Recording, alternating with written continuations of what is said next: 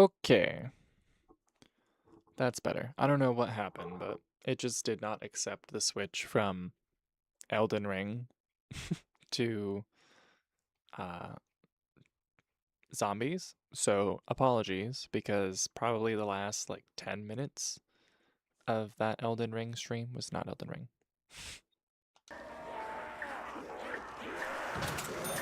I demand ammo! It was this. I'm out! Knife work it is then!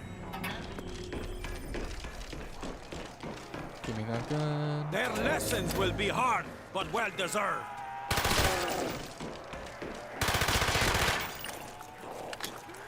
Oh.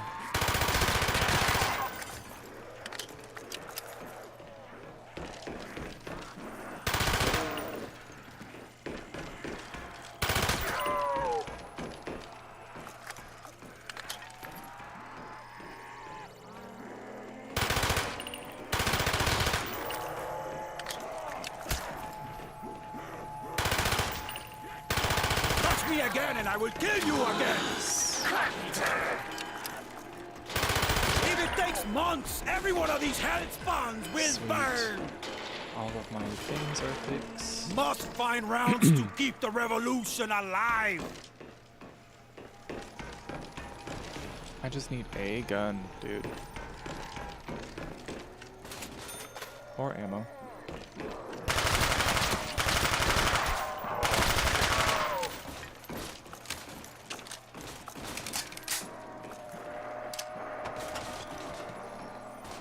Our lesson for you, Diablos!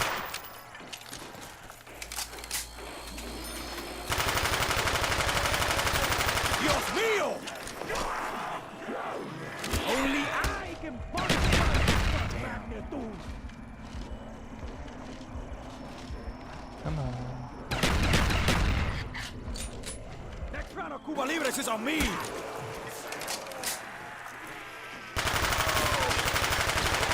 Die Oh my screaming, goodness. hell pig! I'm done. Revive me! My work here is not There we yet go. complete! Close, though. Close.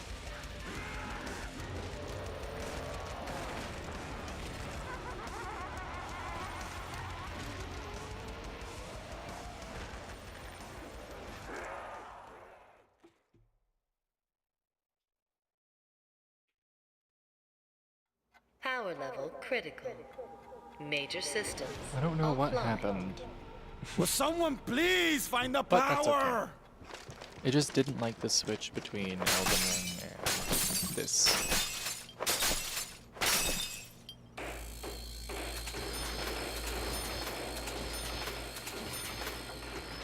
Hello! Yes, I started with Elden Ring and then I switched to this, and for some reason OBS didn't like that, so I didn't even realize that I was stuck on Elden Ring, but just a flat screen while I was verbally suffering through this.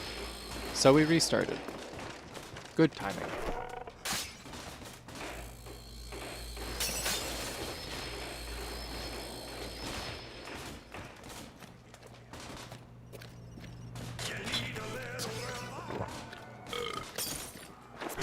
I am a better comrade for this!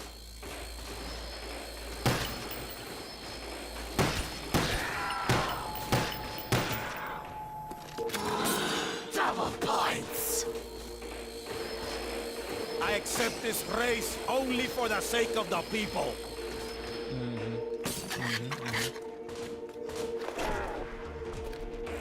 We got to 7, I think. 7 last time? I'm not 100% sure. But we got pretty far for our first go. A weapon for the exploited to be used against the exploiters!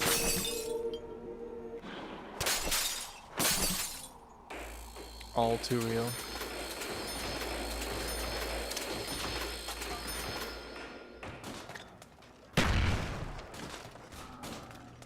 Touch me again and I will kill you again! I will use your stale skin to ram my cigars! See, that's... Nah, no. You lost me there, dude. Stale skin cigars is a no. Absolutely not.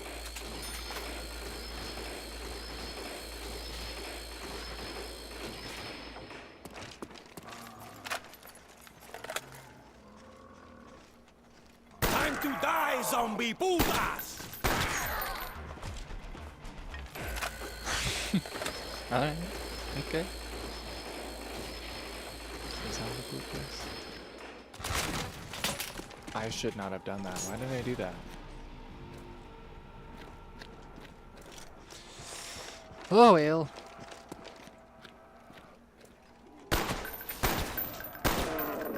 C'est la vie.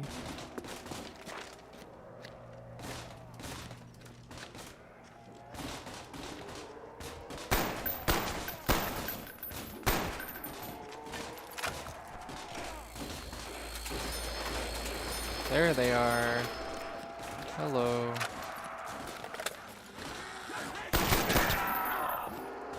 ¡Vete pa'l carajo!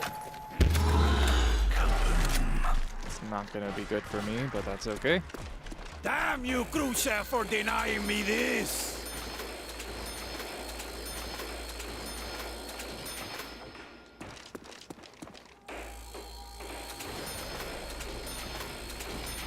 We're already at 4? Yo, what the hell? That's not cool. We're gonna have to skedaddle. We're gonna have to skedaddle. I don't even have a good gun. I'm so screwed. What are we doing? You dare overprice this? This might not be it, y'all.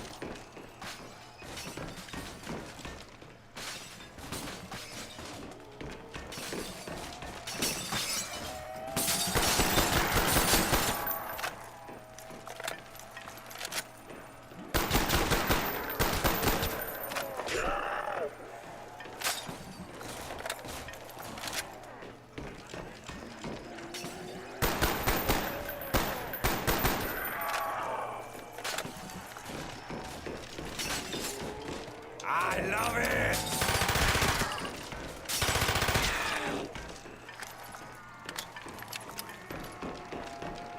Oh yeah!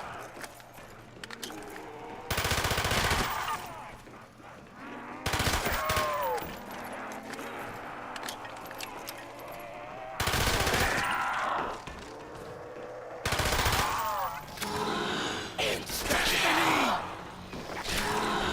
Soy invencible! Alright. Sí, sí, sí!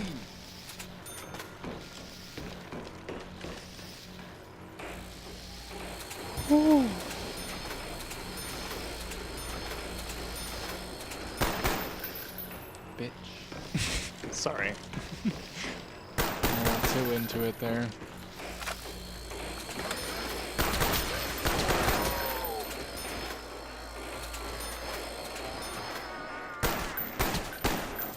Oh. I just don't like how close they Taking a got plan all of of a sudden. action! God damn. Excuse me. Excuse me. Come to me! Without me, they Now I gotta go back upstairs. Gracias, hermano.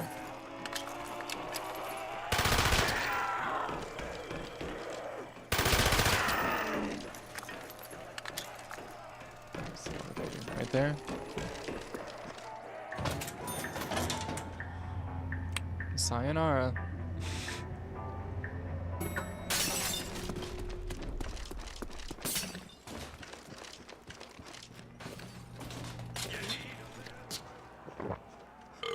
Gulp. I am a better comrade for this. Where are they coming from? Oh. Oh shit. Gotta go. My bad.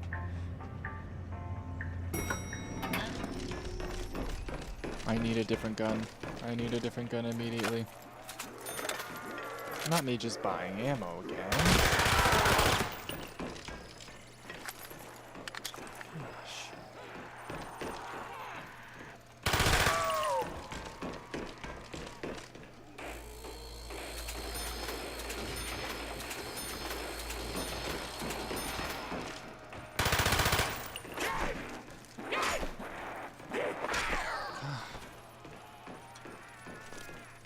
Where is a different gun?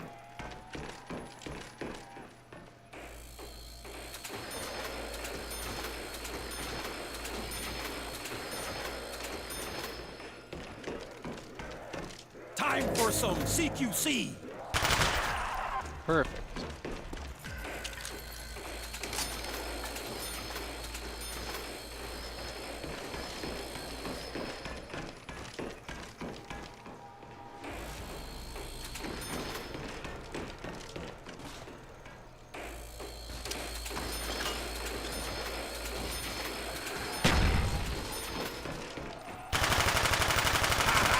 Lesson for you, Diablos!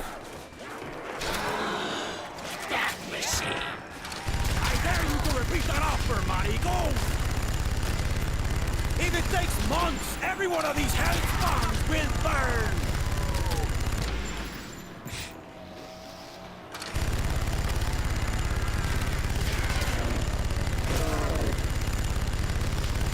No man should live past the time when he begins to deteriorate! God. Right up in my ass. This might be it.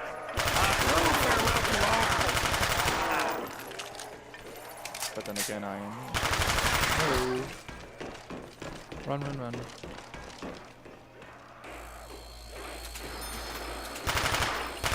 I have spoken!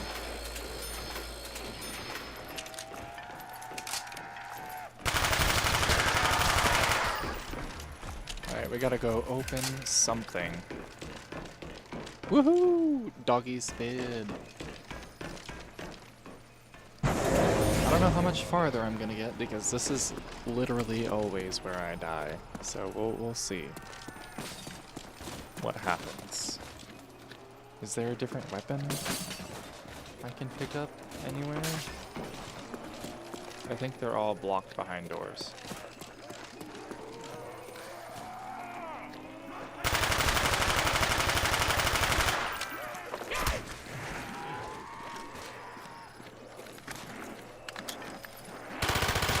¡Eres castigado! Oh shit.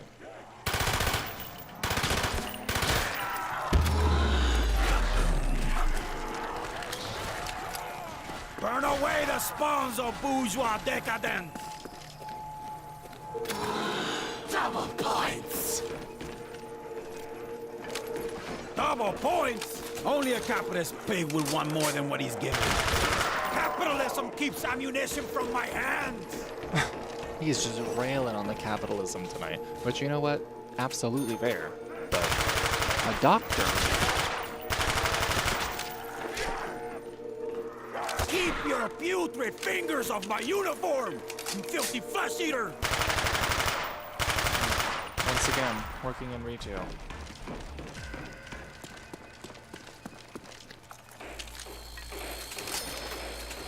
I think the power switch is somewhere around here. Also, thank you. Sorry, I'm absolutely locked right there.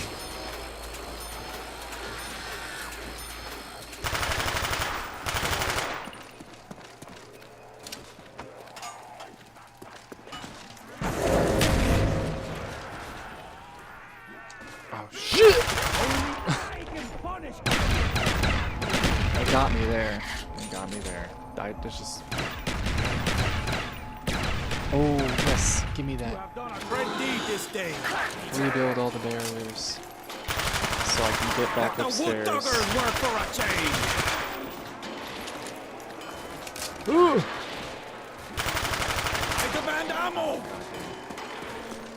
I have no ammo for There anything. can be no revolution without ammunition.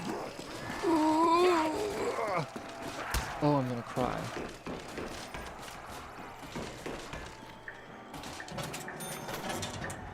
Whew. All right.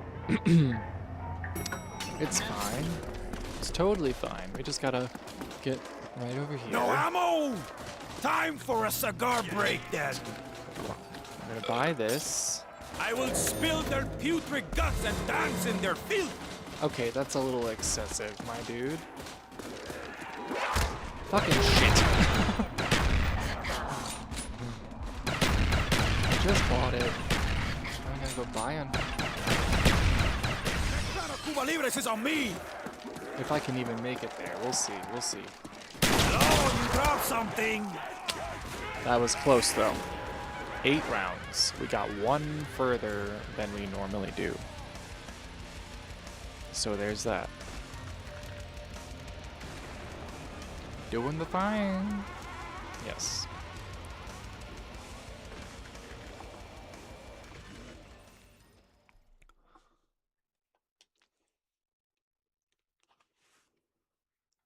Power level critical. Major systems. At least we got a fun fun person Only a this time. capitalist nation would deprive its people of power. He just has a lot of fun sayings.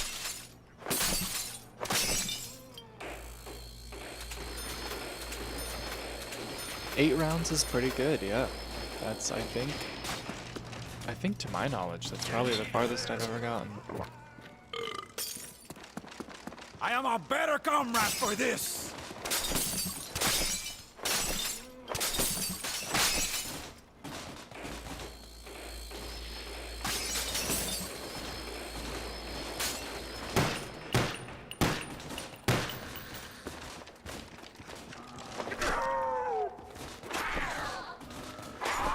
Yoink. Yeah.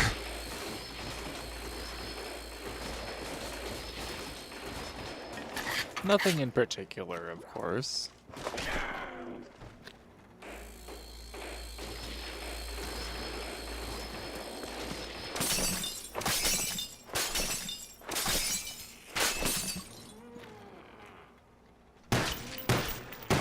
I am a one-man battalion of invincible combatants.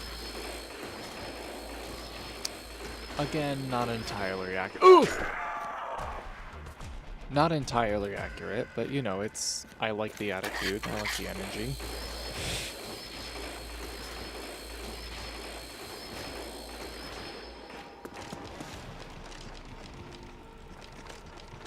Parte posterior y a la izquierda.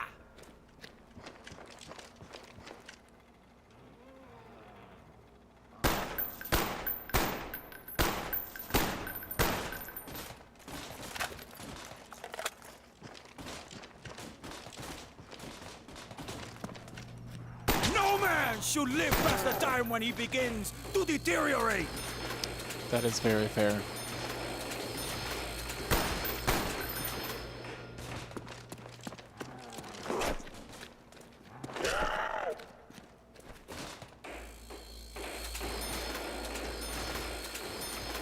Zombies, I don't think people realize in real life how terrifying zombies would be. Also emotionally damaging. People you know. That's crazy. I accept this race only for the sake of the people. Okay. Everything's boarded up. I will not rest a single day for something so just.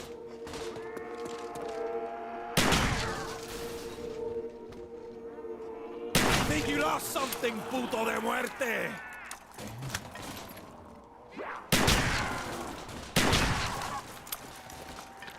I will say shotguns in this type of scenario are one of my favorite guns. If I had one.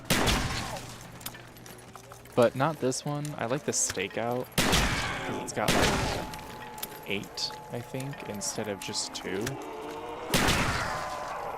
So just more boom. More boom for your buck. I don't want the nuke. That feels like a cheap way out. I'd rather boom them.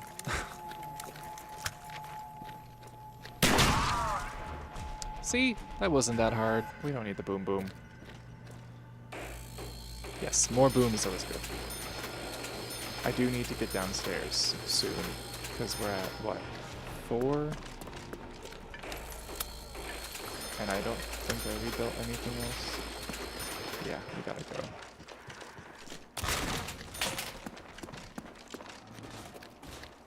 You dare overprice this?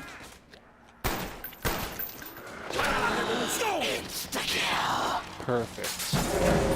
So Perfect timing for that. Points. Only I can punish crimes of such magnitude. Face my fury! One more. And I'm out. See ya.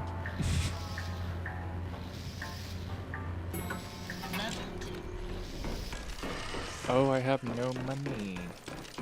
How did I go so wrong this time? Is it because I bought the shotgun? Who can say?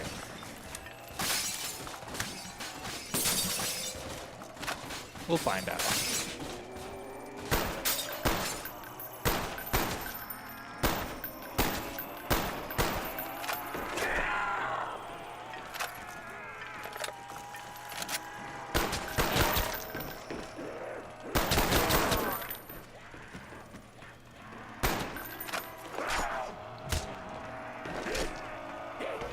I dare you to repeat that offer, maricón!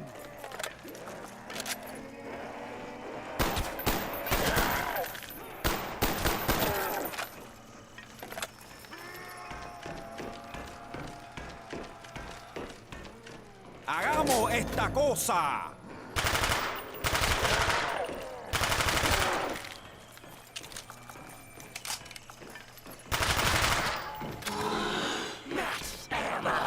Alright. No More runners. better immediate bullets! Let's go fix the stuff. Also, I'm very much so enjoying this for a warm-up, but I think I want to do something a little more chill for the majority of the evening. We could do anything on the Switch as well, so we could do, I don't have anything planned for Minecraft is the only reason why I'm not saying Minecraft right away.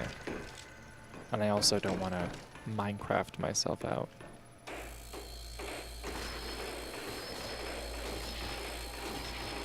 We do.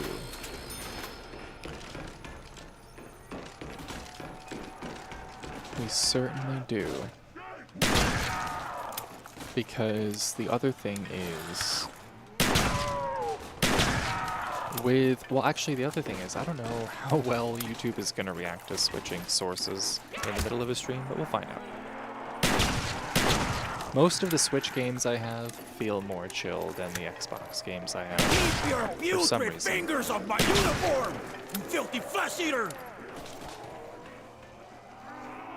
Ah, hard lesson for you, Diablo! Oop. We're going down.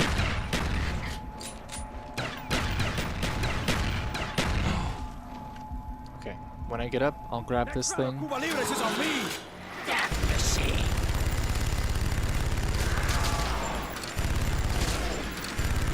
I will use your stealth skills to grab my cigars! We gotta stop with that, man. I know it's 420, but smoking with dead people's skin. Not even dead, undead. Undead people's skin.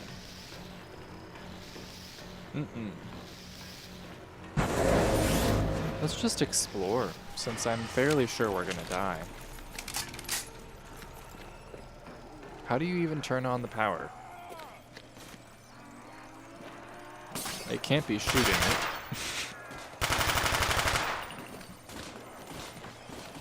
I don't know. If it takes months, every one of these hell spawns will burn!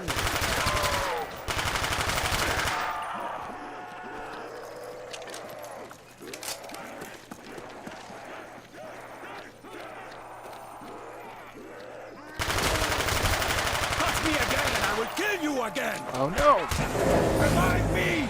My work Yeah, I here is didn't really not try. yet complete. Anyways, let's think. Let's just bounce out of that because it doesn't really matter.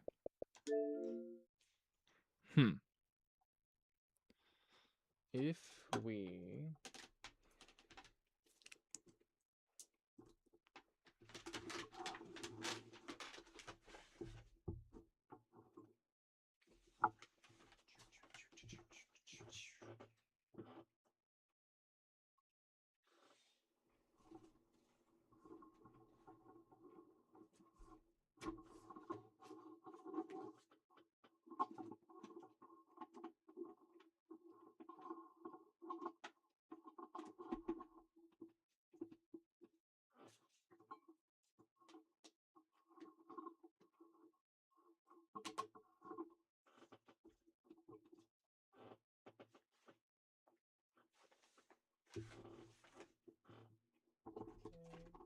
Okay. So, last I was doing on the Switch, I was doing Zelda because I couldn't figure out how to find a goddamn pig. And I ended up finally finding one because essentially in the beginning part of the game, you have to find a way to brave the cold, and I had to find a pig to make a spicy meat dish to trade a guy for his doublet. So that was that. But needless to say, that's not coming out today. That's coming out tomorrow. So, let's just look. Unfortunately, most of this right now is not actually downloaded because there's a few things that are downloaded that are... Yeah, there you go. So our options are this for the Switch. We can do Breath of the Wild, Leaf Green, Pokemon Champions, Dark Souls. Which, I mean, Dark Souls would be interesting. Or, Pokemon is great, Zelda is wonderful. Why don't we test out some Pokemon Champions? Just because it is fairly fun. And it's relatively new. So, might as well. I don't know how YouTube or Nintendo is gonna react. I don't know. I'm so hesitant to stream anything Nintendo because I know how strict they are when it comes to their stuff. But I've mostly been doing double battles because that's kind of my bag. Trying to get the right volume. Also, if the game or my volume is higher than the other, let me know. Because right now it feels a little loud on the Pokemon Champions end. Okay, perfect. Thank you.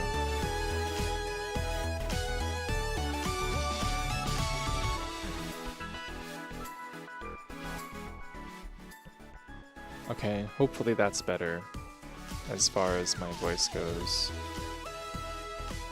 And then this I'll just turn down.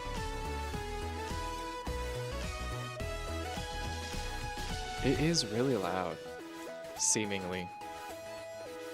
Okay, cool. Thank you. Yeah, it's like the Gen 3 of this.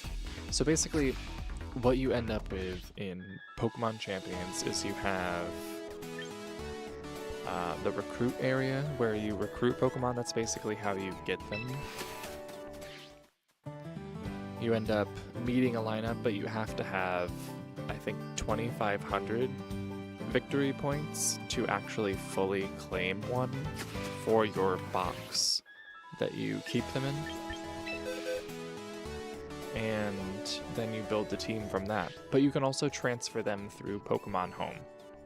So, I played a lot. I played a hell of a lot in the first couple days.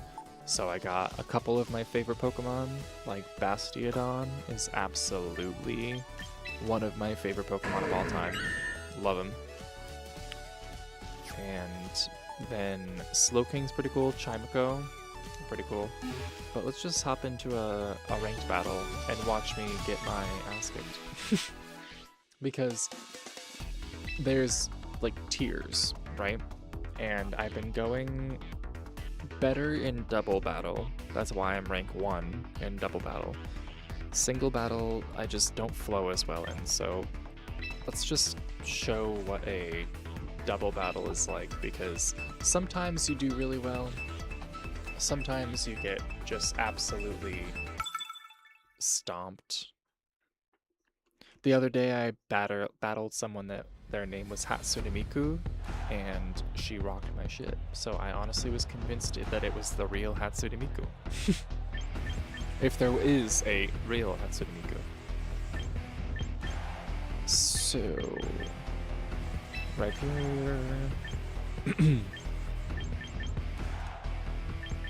Chenko, Bastiodon, Slowking.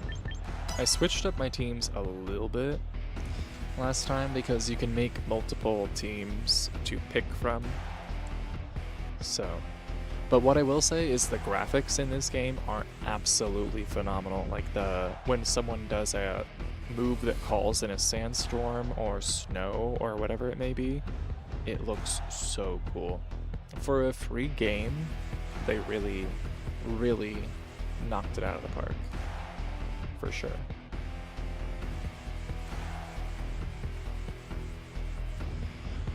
It's the only downside is it's obviously live, so you're waiting for real people. Be on me.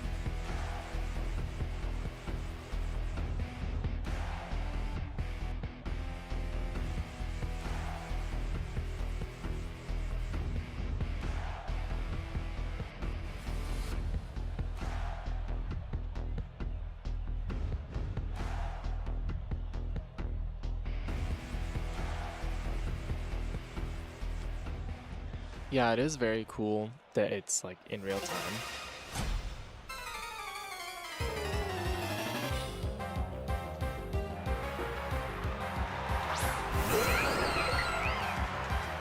And I have noticed already the Pokemon I like using have changed because it's only battling. So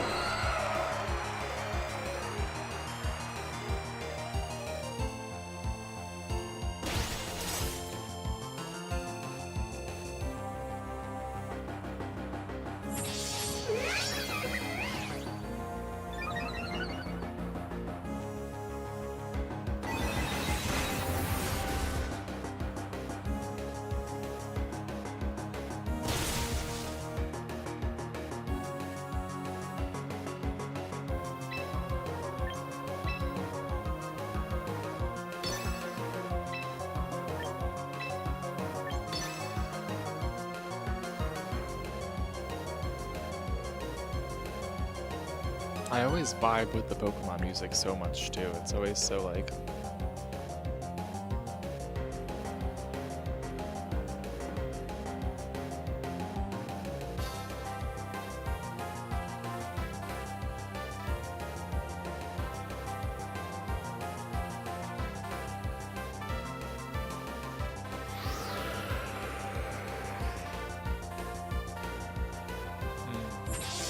oh, that's the other thing. You can choose like the generation that the music comes from to a certain extent. Like I think I have access to Leaf Green and Fire Red music if I pick.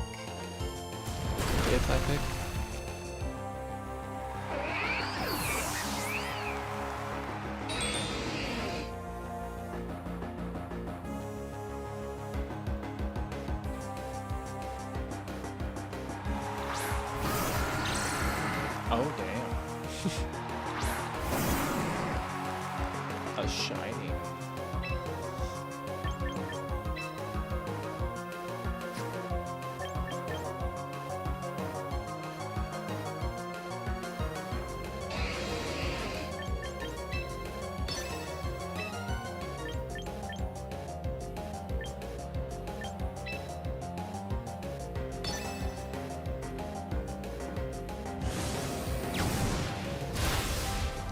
Oh, damn.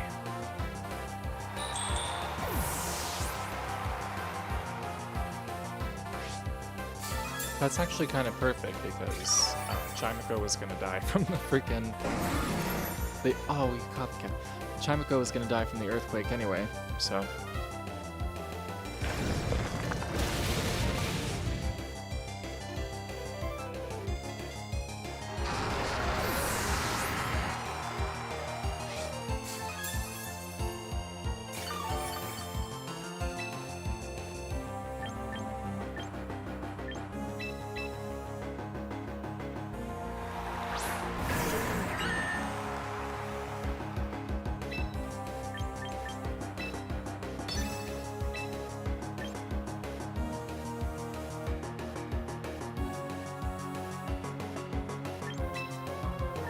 Trying to do math in my head, figure out how heavy Fortress is.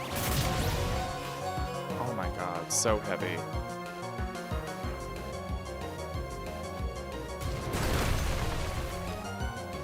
But I think Bastiodon might actually be heavier, so Heavy Slam might still work in my favor.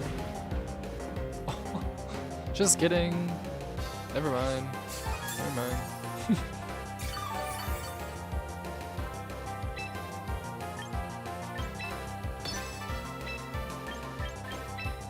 I don't even know, because he might go after Bastiodon again.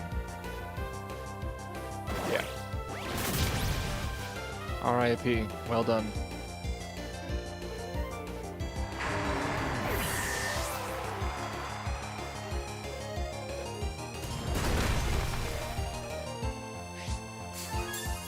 The leftovers are really keeping him going. Wow. The leftovers are such a good item, too. Galarian Slowking, for anyone who doesn't know, was Sword and Shield. So he's Poison and Psychic. Really good combo. Not against this, but, you know.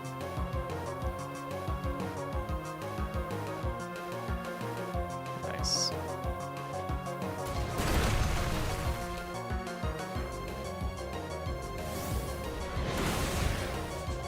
Sweet. There we go.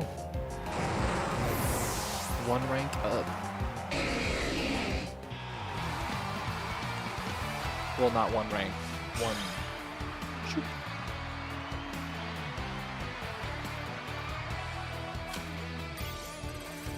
Oh, and there's achievements and all that.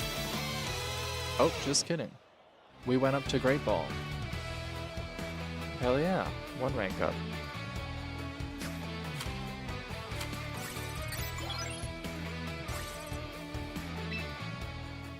Do I have to quit? Usually it lets you... Oh, there's story. Caraway, lovely to see you. It's been a while. I don't remember you. Oh, no I do. No I do. There was like 2 really powerful trainers right in the beginning of the game.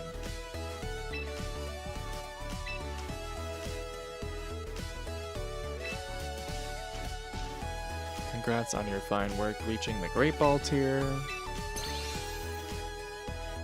I got a title. Oh. Okay. So as you go up in titles, you can hold more Pokemon in your box. Interesting.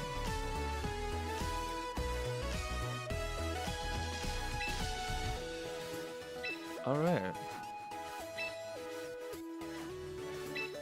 Caraway. Isn't that like a seed or something? Or like a I don't want to say a vegetable. It's like a... It's something edible.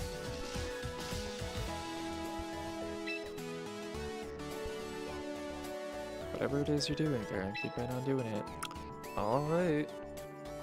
Pretty much just the game, sis.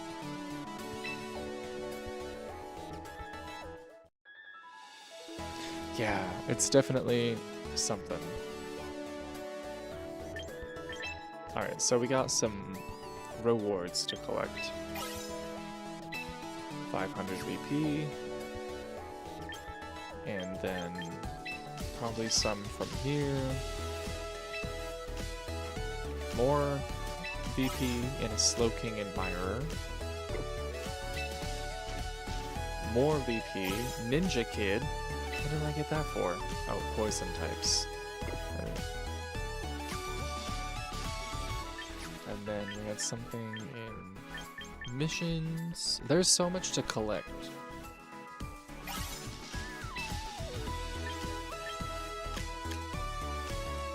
Oh, VP.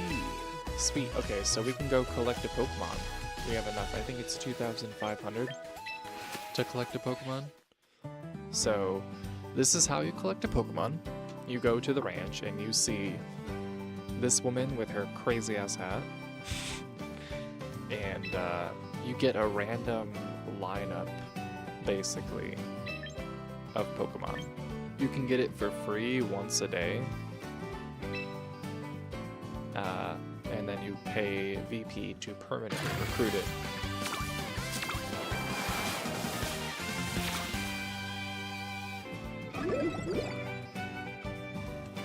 Ooh, okay, so this is actually really not bad. So we have Reuniclus. Or Reuniclus? Reuniclus? There we go. Chestnut's really cool. Pikachu. Simisage the Peckish, which would mean he eats early, I guess. Skarmory, Gallade. Meowscarada is a crazy, and that might be who we pick, to be honest, because very, very good Pokemon.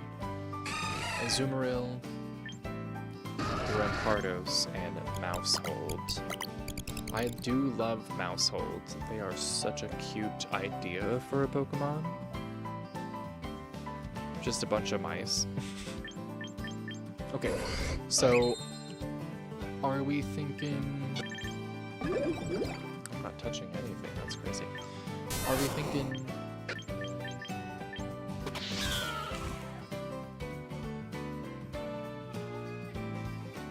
It's either going to be the cat or the mouse.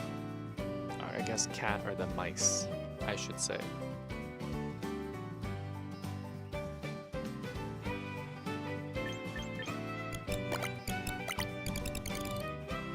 I think we're gonna go for the mice because Population Bomb can do, I think, like 9 hits in a row sometimes.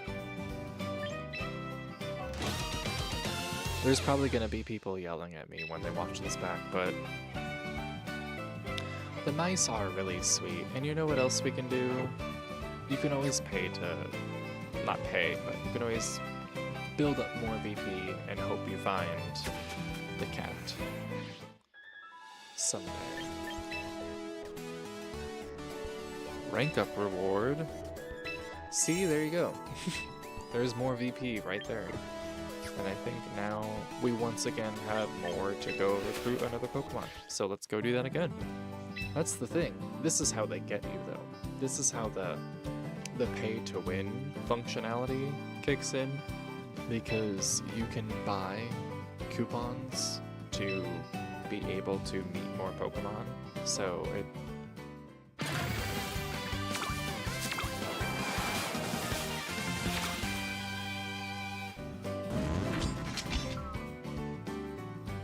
Hell yeah. Alright. Armarouge. Excadrill. Blastoise. I do love me a Blastoise. Slowbro. Azumarill again. Electric. Yuck. Yuck. The only thing from Gen 3 that I do not like. Camerupt. We love. Poltegeist is cute, but no. Now this is interesting because I have the fire version of this one, so it would almost be kind of cool to get the water version of it as well. Leafeon the Sociable. It's me. That was always my report cards in school. It was like, does well, but needs to socialize less. I think we're gonna get this because we don't have a water, like a really reliable water type. And also having both of them on a team for double battles would be really fun. In fact, let's make that right now. Let's do that. He is so cool. Okay, so Tauros. Oh my gosh, how many teams do I have? Why do I make so many teams? He basically, do you know like the original Tauros? Because he's basically just like a regular old bull. And then, can I only have one? That would be such a bummer. Blaze Breed. Is that it? Is that it? Is that one?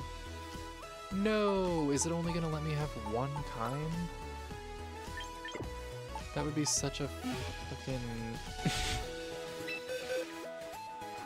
loser stance. Hold on. I really hope it lets me. Are you kidding? Ah! Pokemon! That's so dumb. Why can't I have both of them on one team?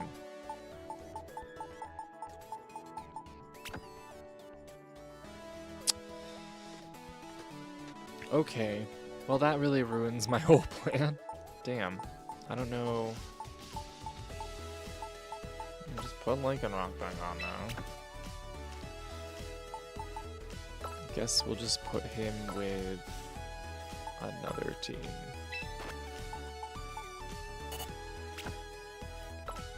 Oh well.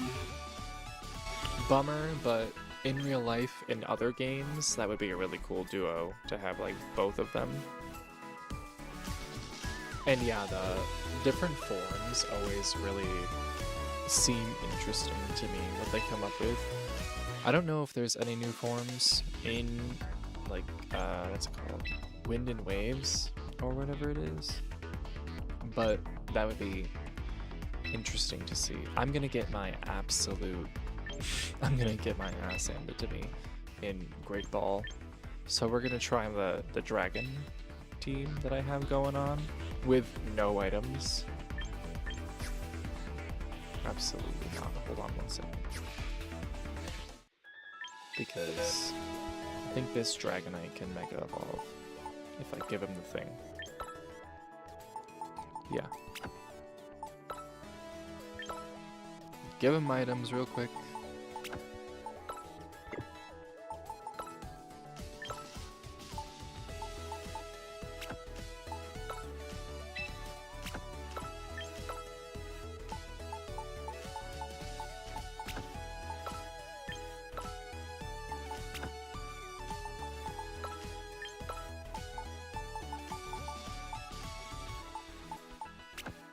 Okay.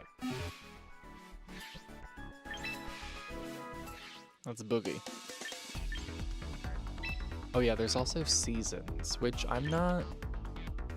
I understand why they have to happen, but I'm also not crazy about seasons and that whole method of gaming, but it hasn't really been too bad so far. There have definitely been people who I can tell have spent a lot of time playing this game. And by that I mean, like, since it came out, they have been playing consistently. But we'll see. It's not the end of the world. I do have some pretty good Pokemon. So I have faith. I mean, shit, I've been battling Pokemon for what, 25 years? So I hope I'm good at it.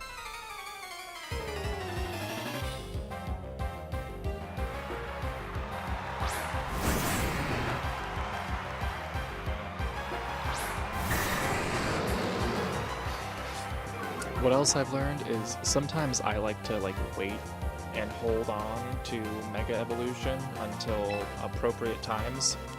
No, you gotta just go for it. In this game, you gotta just absolutely send it from day one, from the very beginning. Give it all you got, because they will not hold back on you.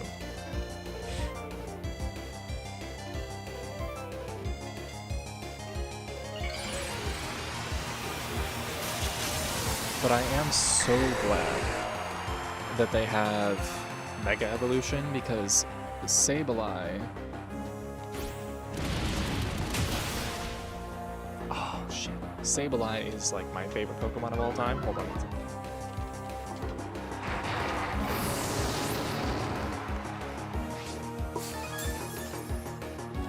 second. Sableye. All-time favorite Pokemon. And I think he's available. Well, he is available in this game because I already bought the Mega Stone for him. So I'm really excited to get my Mega Sableye because all-time favorite. I want to get a Sableye tattoo. I want to get so many tattoos. If I had money, I would be coated with tattoos. There is just no two ways about it. Let's get rid of that Gyarados.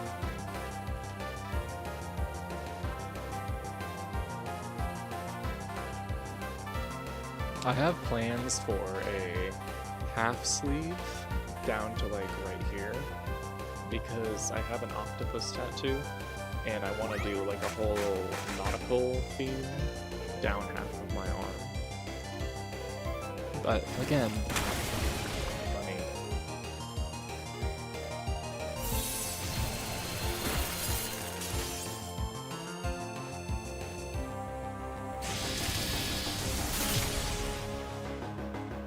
Hell yeah.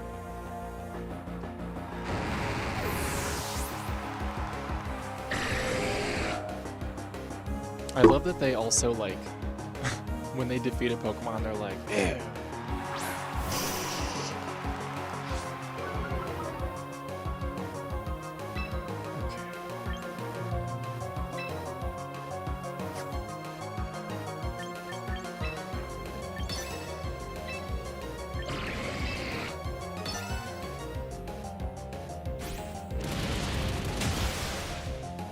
Damn.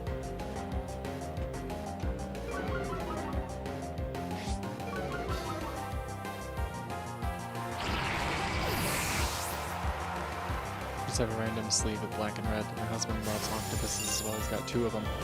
A man of culture. A man of culture. I knew it. Yeah, honestly, I got my, my diamond when I was 17, and then my octopus when I was 18, and then the rest of my tattoos in my young 20s, and now I just miss getting them. Actually, no, I have a deer skull with antlers on my thigh, and that I got, I think, like 2 or 3 years ago. I don't know, time is such a concept.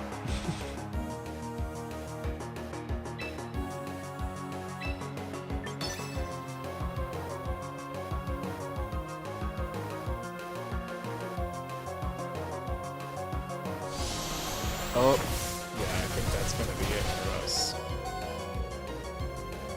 We might take down Garchomp, but... Oh, no, just kidding. They really are. They're so... They're insanely smart. And then on top of that, they have such a unique... As far as bodies on the planet Earth go, octopi or octopuses. I think it's actually not octopi, it's actually octopuses. But octopuses have such a unique body type. The fact that their brain is more or less spread out throughout their body instead of having a centralized brain. So cool. I'm sorry I didn't go your way. need to hear all that. What you can do, which is something I should be doing, is you can also raise your Pokemon, like you can train them. So I think there's like a maximum amount of points. We'll go into it and look at it.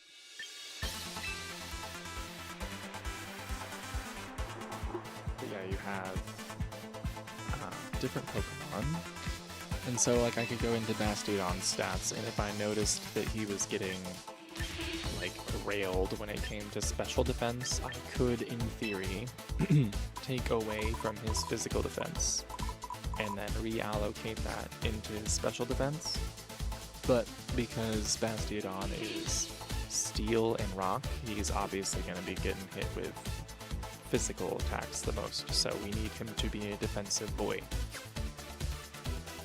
But it is really interesting how they let you do this. And then obviously when you do it, you have to pay with victory points. So while the game itself is definitely easier if you buy, you know, the starter pack, it's not impossible with no money. Like I have paid 0 money this entire time, and I'm still managing to do okay with it. For example, Meganium was a reward from the, I forget what it's called, but every time you win a battle, you get a little ticket thing. And then as you win more battles, you get rewards, and one of the rewards was straight up Meganium. However, some rewards are locked behind paywalls, so like I could have gotten all the different clothing rewards if I had paid and stuff like that. So it's definitely not without its like fear of missing out, I guess you could say. But it's still worth it, you know, definitely worth it if it's a free game and you get to just battle. I remember when they announced this months and months and months ago, or years ago, I have no idea at this point. When they announced this, I was so excited because A, double battles peak. I think double battles are like the peak form of Pokemon combat to prove that people know their Pokemon matchups. But beyond that, I was just excited that it was purely battling. And honestly, I've never tried the casual battles, but to my knowledge, the casual battles are like you basically do the same thing, but there's no wins or losses. It's just kind of battling for the fun of battling. So we're gonna try some of that real quick.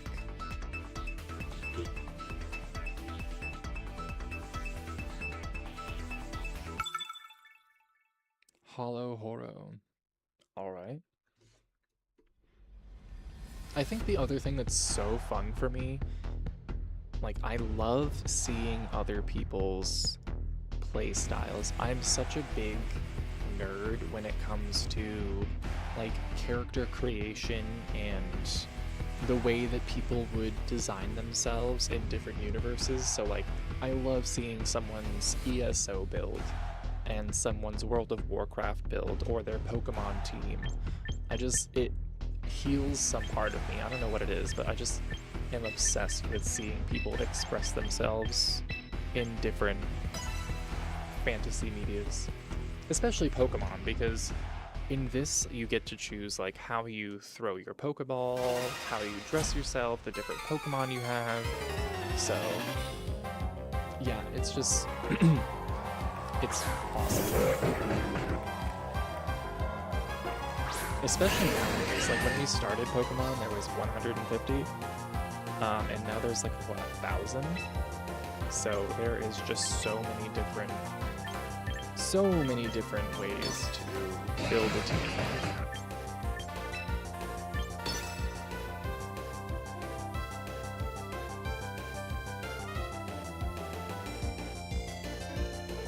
Yeah, sometimes having been conscious for the first generation of Pokemon, sometimes I sit here and I'm like, definitely feeling the back in my day, there was only 150. You had to trade with a cord. What the hell? Has this always had a Mega Evolution? Oh god, somehow I hate it even more.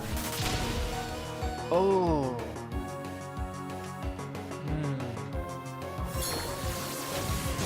I don't like that. I don't like that at all. that sits heavy in my soul in a way I don't like. I think it's gross.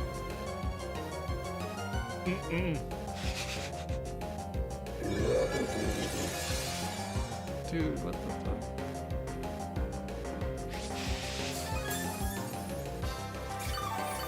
Oof.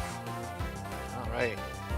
You learn something new every day. I did know, I heard yesterday that there was new Mega Evolutions in this game, so I'm not necessarily surprised that he has a new Mega Evolution. I'm just surprised that they made it so fucking hideous.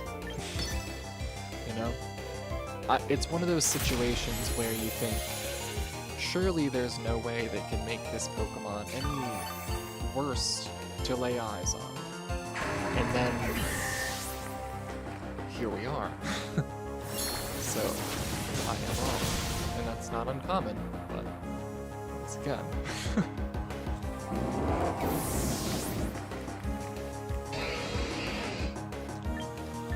Whew, okay.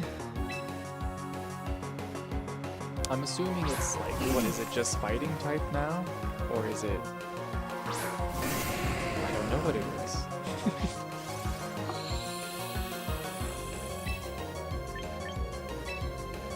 Okay, it looks like it's probably just ice now.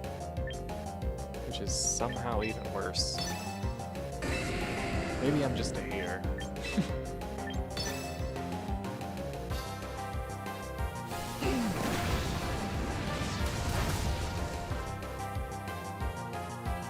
Okay.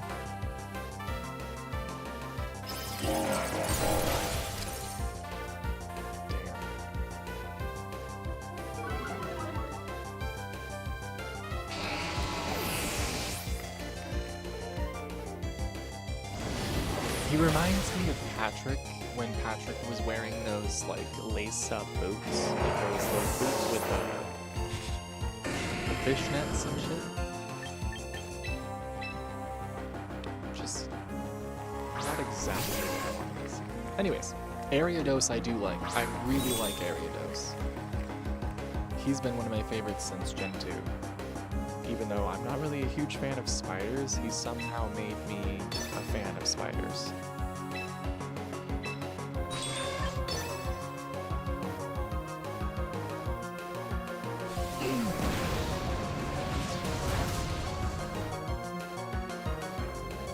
Yo!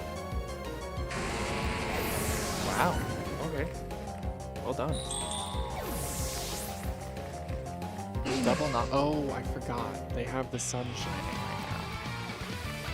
That's gonna, like, boost up the fire moves. Mousehold Admirer. Sweet. Alright, what we are gonna do, real quick, I do have to feed my cat dinner. So we're gonna take, like, a 5-minute break. And then we will be back for more battling. And we'll decide when we get back whether it's going to be casual or whether we're going to try to dive back into the ranked battles. But we'll take a quick 5-minute break and we'll be right back.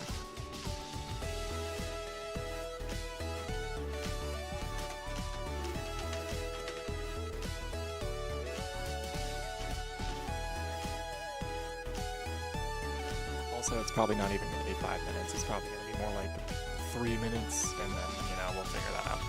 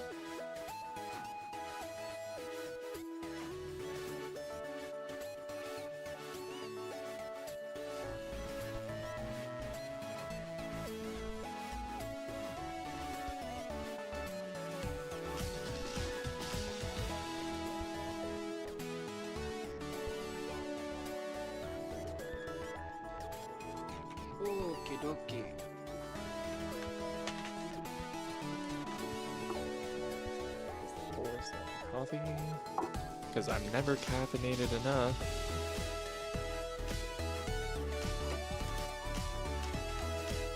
Okay, we are back. Cats are fed. Everyone is happy.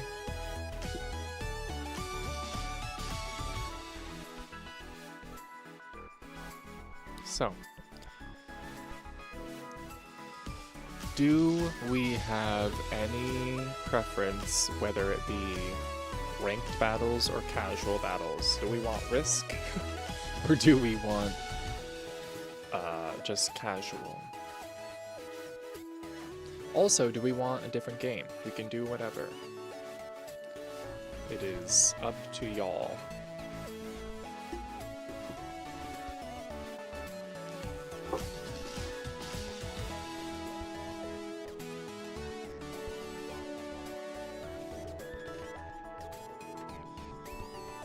Oh gosh. Whatever you feel like doing, Perfecto. It is it's definitely the day of hanging. For sure. It's the day of not having an agenda and just kinda chilling.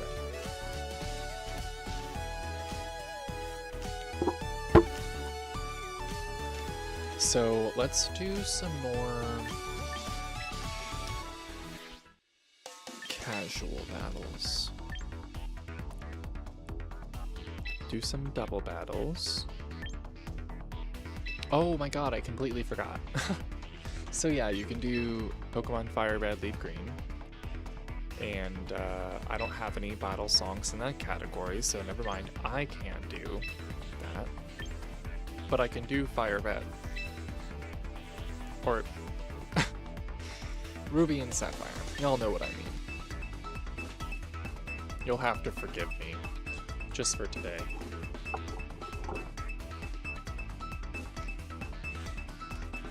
Also, I just want to point out, I am absolutely, it may not appear like it, but I am the most, not woo-woo per se, but like, you know, that.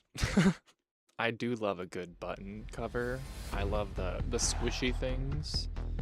Anything that makes life more cute and comfortable, sign me up.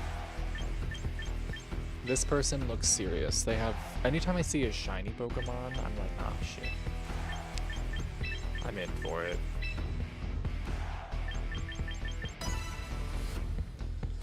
In for it. I'm also a sucker for a really good shiny Pokemon design. Grease Forker. Be my brother-in-law? My brother-in-law makes really good chili. Every year, okay, this is a random offshoot. Every single year, we have, in my area, a rod and gun club cookout for like hunting and fishing. My brother-in-law makes chili.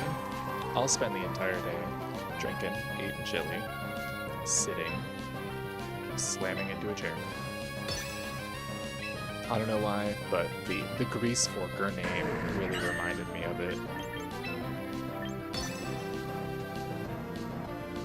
It's a good time. That's one thing I love about... I have my qualms with living away from the city because there's just reasons, but I also enjoy living in the countryside because hiking, fishing, kayaking, being left alone, but there's just so many positives. If you can just mind your peace. Puffball? I didn't even notice he had him named.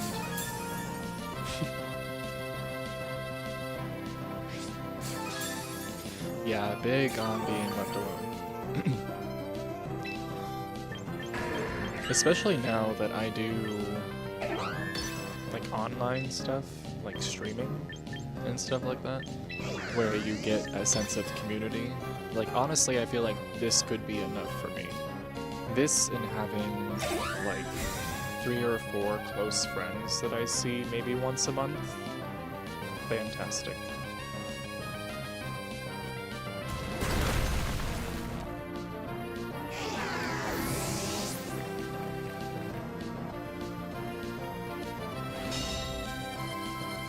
the opposing puffball. The veteran, they're all shiny. What the hell?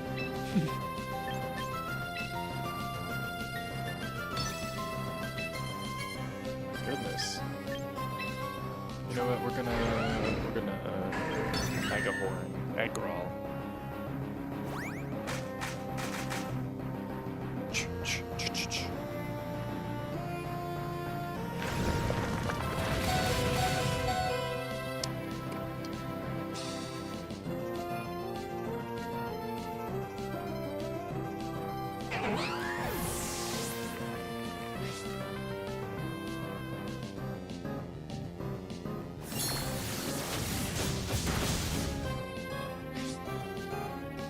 People underestimate Mega Horn and bug types in general, I will say. I used to be a big hater of bug types because I used to be like, what the hell is the point? But they really do, they carry their weight. They're glass cannons, but they do carry their weight. So, I forgot I had a whole other 2 Pokemon.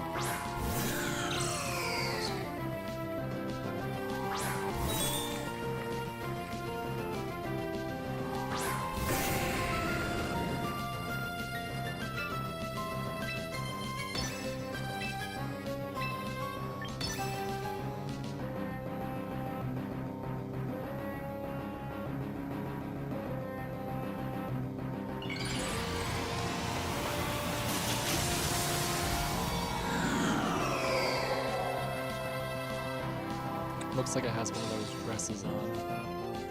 Oh, protect. Really, sir?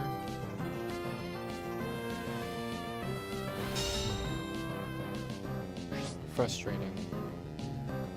Yesterday, I was fighting someone and they just kept spamming sleep powder over and over again, and it made me want to scream. Because I'm not one to usually, I guess you could say, like, criticize the way that other people decide to play the game, but there are certain methods that people use that I definitely don't find, like, honorable, I guess you could say. And so, repeatedly putting me to sleep was not fun. Whoever you are out there.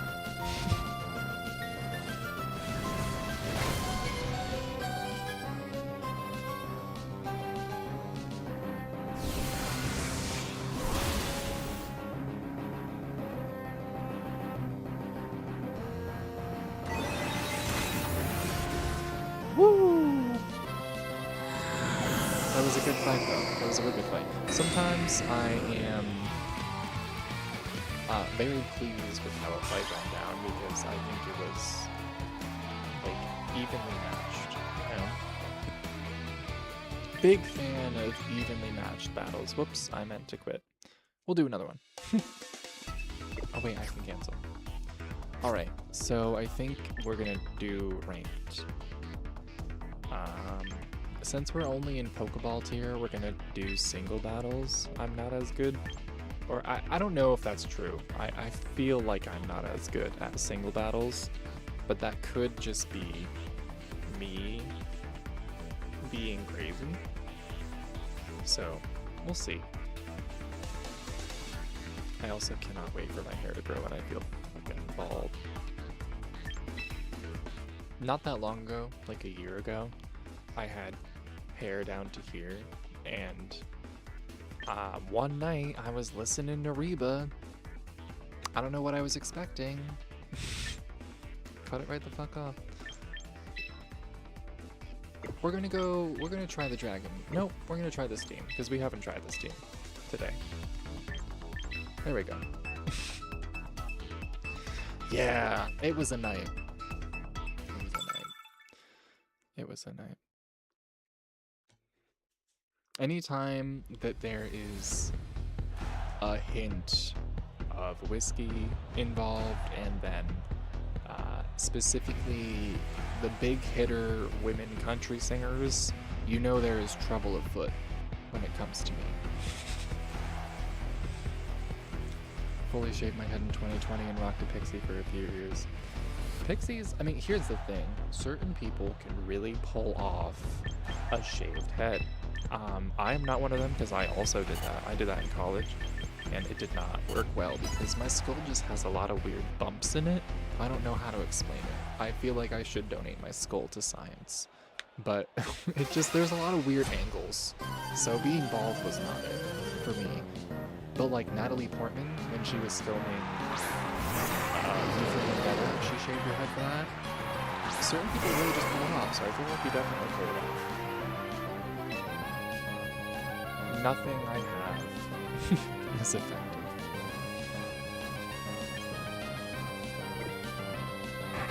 Alright, well, we're just gonna rain dance, because why not?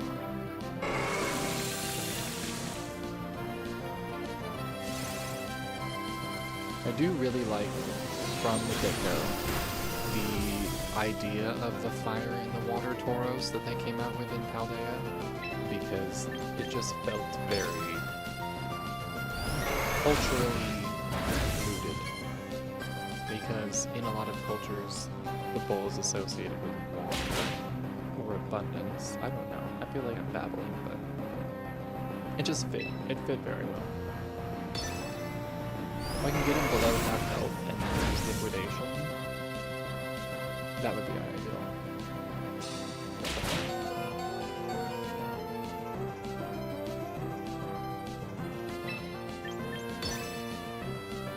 Because liquidation's whole thing is if you use it for half health, it's pretty much almost a guarantee, I think. Not 100% on that.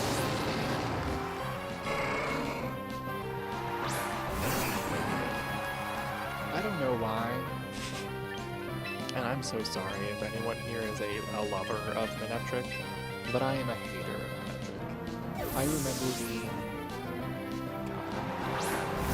however old I was when Ruby, Sapphire, and Emerald came out, seeing Manectric and having a visceral, like,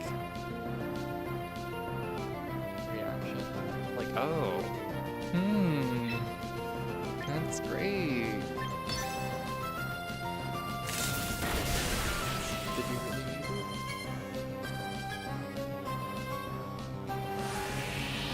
it? It looks like it's made of foam. It looks like a dog covered in foam that is uncomfortable with itself in all manner of ways.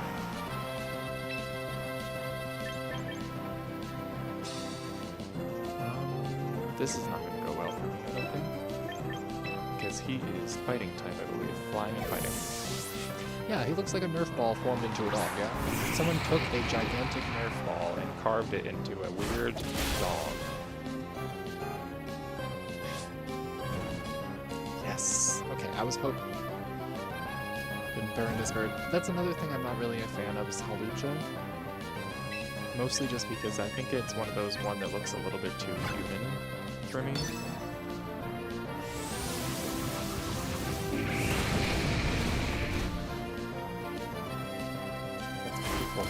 I've never seen that move before, but that was enchanting.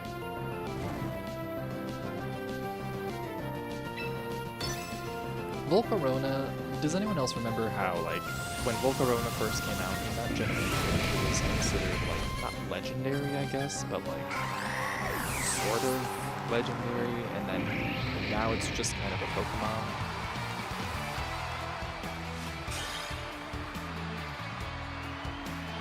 Also, fun fact, Mountaineer was the like mascot for my high school, which was weird because, like, just the idea of a Mountaineer is very vague, you know? So, what are we doing here? We didn't actually have a mascot, that was just what it was. We were a small enough school that there was no need for a mascot.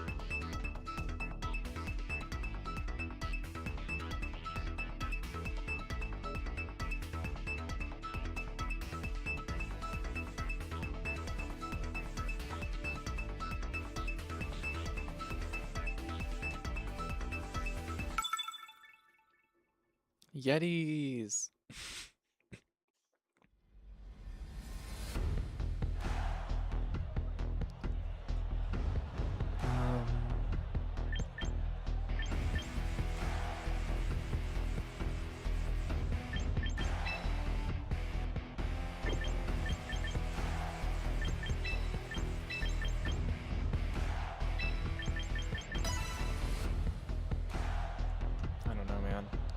hope that thing doesn't Mega Evolve again into that, like, cursed Orwellian fucking ballerina ice demon.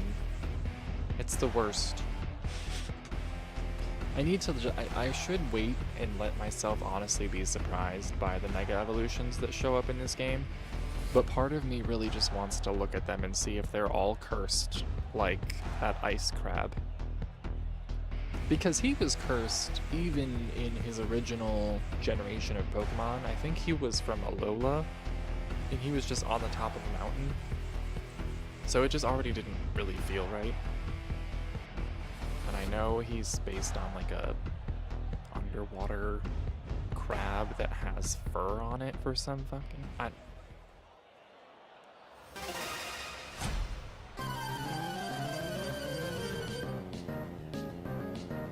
Who knows? There comes a point with any fandom where it gets a little confusing and you just kind of have to accept that it's something you might not ever understand.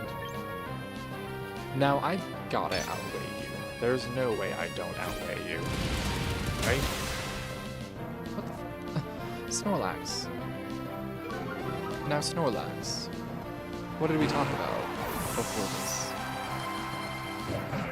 I mean, I know you got punched right in the goddamn belly, but... Man.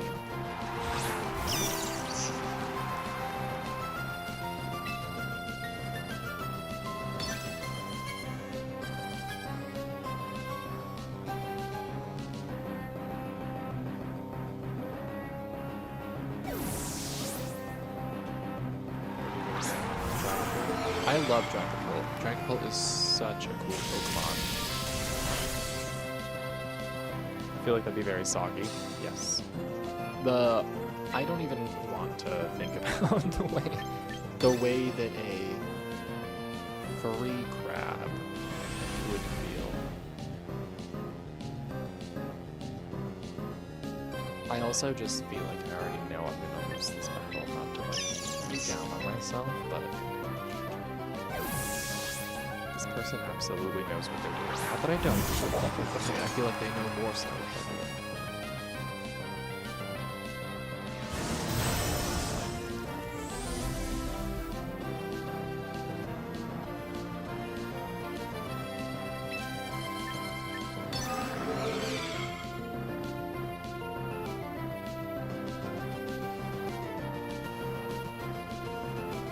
Communication is like an extra layer of anticipation and fear.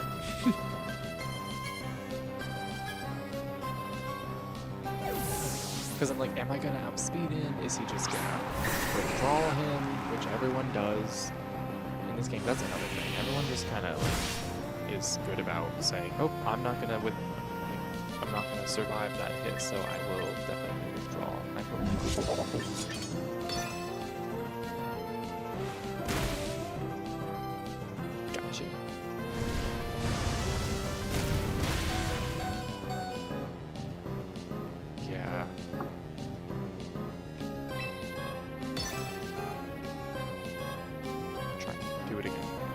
No! Priority! And then I use the fucking... Because now that's not gonna work. Because it needs to go first. That was really smart. Maybe I can get it in this time, if he's not gonna just use extreme speed again.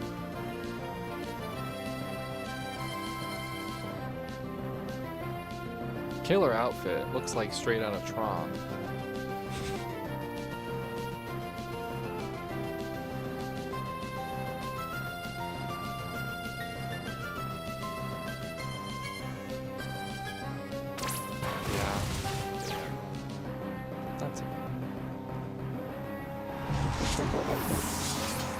Kingambit is a very...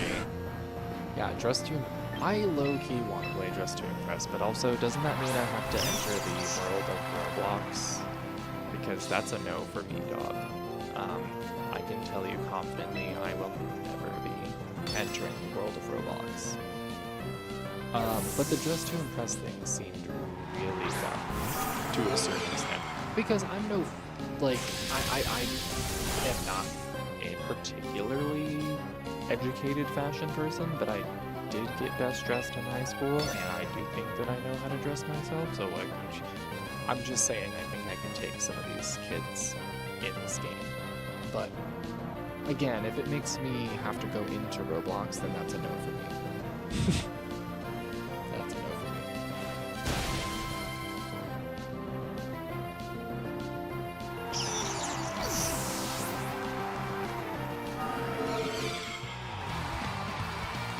Woo!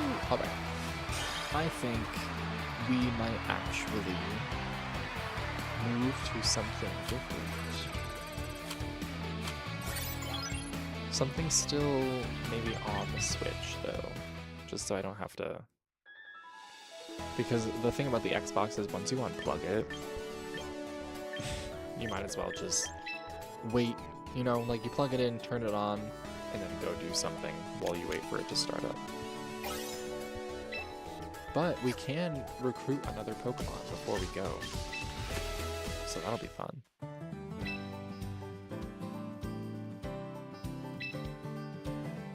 Because basically what happens is every 24 hours you can get a free lineup, but you can pay these tickets to get another lineup, basically.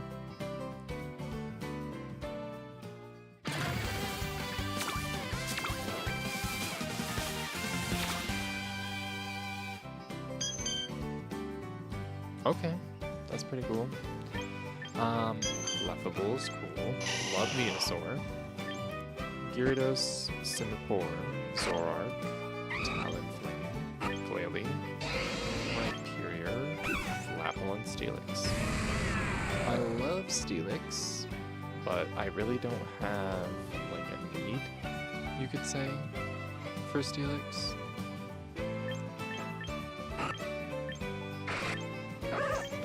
I think we'll take Venusaur, because Venusaur was my first starter Pokemon. So, we'll take Venusaur.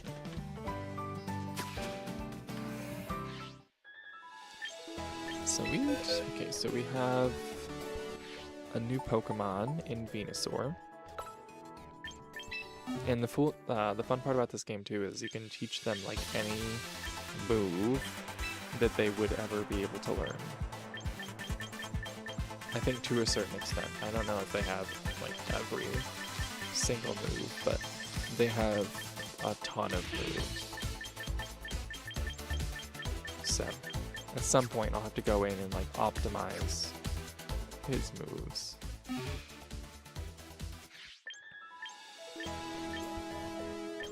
Yeah, they really like they make it easy for you to make a team and like train it up instead of having to worry about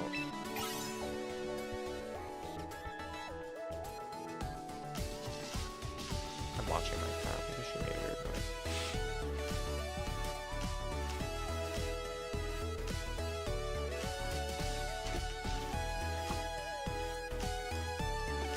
Okay.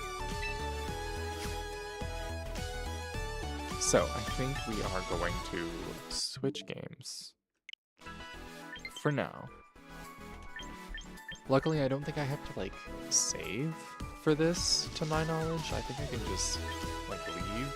That always freaks me out when it comes to games, because I don't feel safe doing so, but I do think you can just kind of go.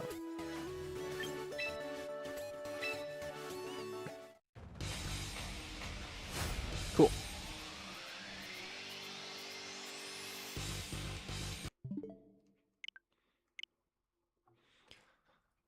Alright. Should we... Oh, you know what? I forgot. There is literally only four games. And my Xbox is still running, so we are going to switch back over to the Xbox. Un momento. Lo siento.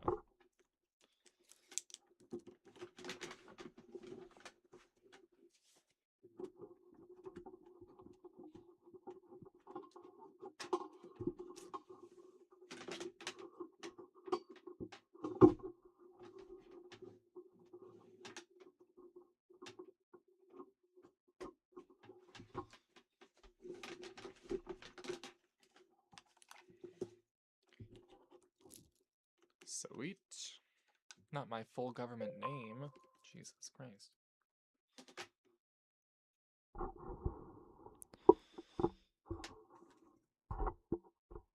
Okay. I wanted to do ESO earlier, but it needed an update. Okay, it's updating. Excuse me. So that's a no.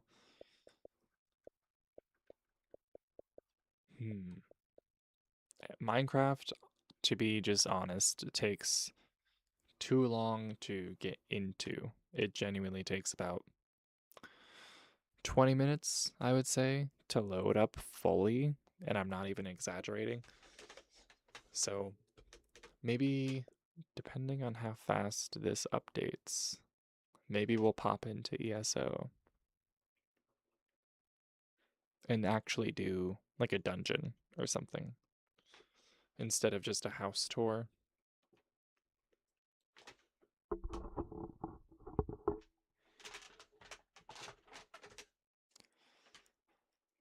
But it looks like it might take a while.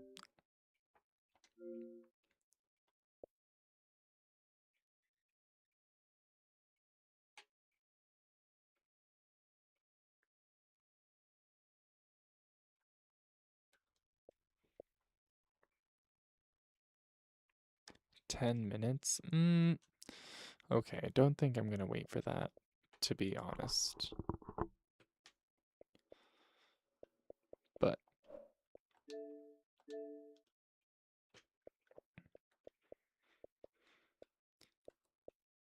let's see. We could do some Elden Ring in the profile that we have been streaming in. I think if I click continue, that will be the one that pops up. Because I don't think I've played since then. I just want something like more slicey. Slice and dicey.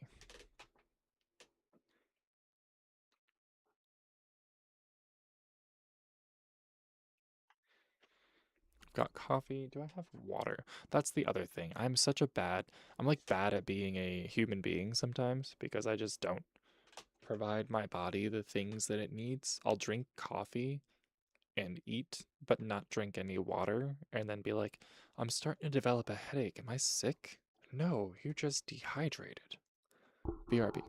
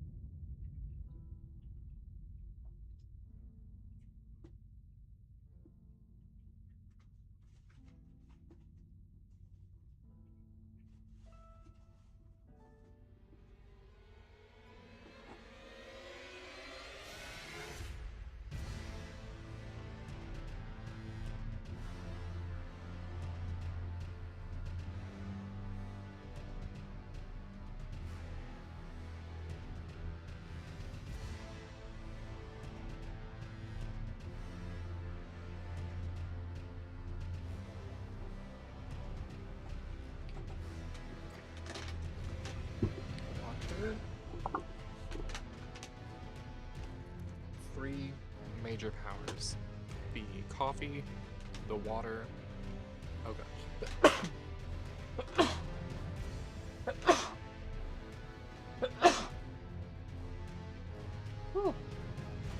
Excuse me, sorry. I was gonna say the three major powers: the water, the coffee, and the Benjamin. Whew. My goodness, that was a sneeze.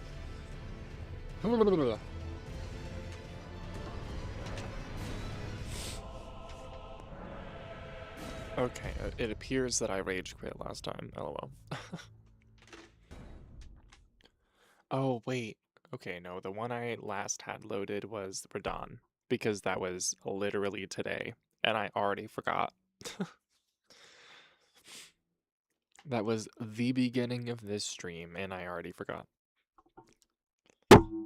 Yikes.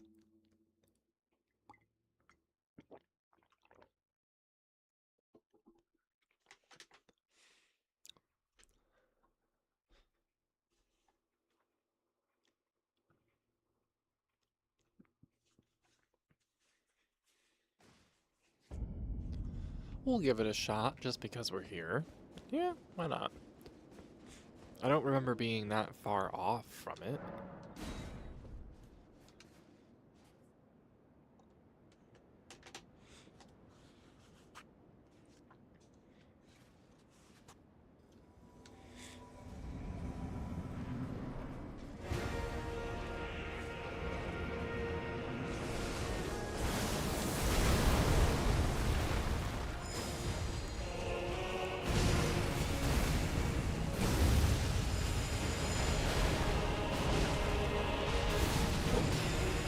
I never know whether he's looking at me or not.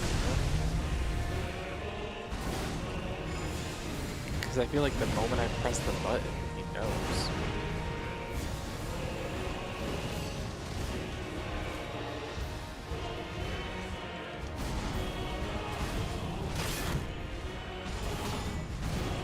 Leave me alone. He just makes me so scared. I don't know how to describe it. I guess I'm just like a big old bitch, but like he just really makes me nervous. I don't know how else to do.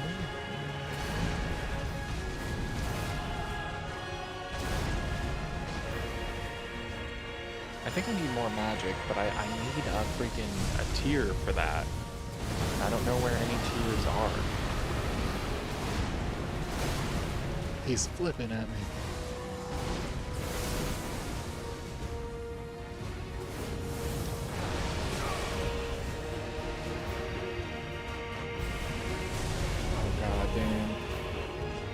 Did he just kill Oh. Did he just kill my boy? We gotta eat a shrimp and then cough our rotten breath on him. You know what would be even funnier is if when you ate something, the rotten breath was like more effective. That'd be hilarious.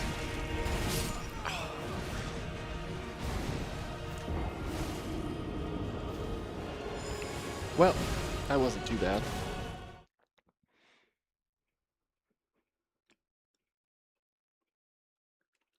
But I do think we're gonna do our, like, the one we were progressing on.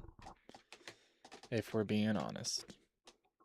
Because that's a brick wall I have thrown myself against many, many, many times.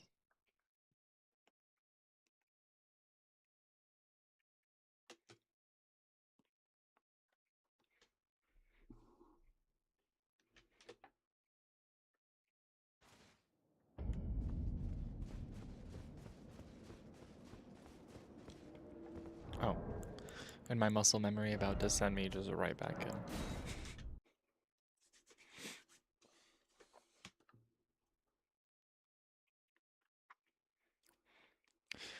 Yeah. Big Radon fight, but I think we're gonna just continue with the profile that we started streaming with, because that's much more God, where was it? It's just much more our speed right now, for sure.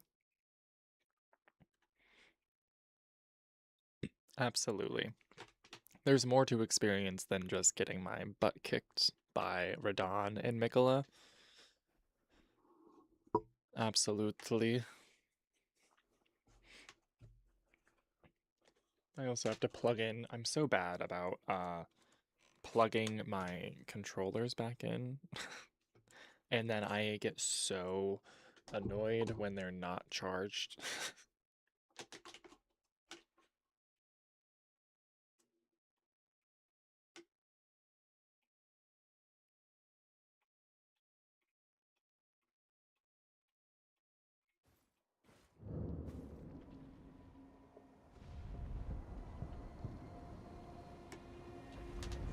Okay.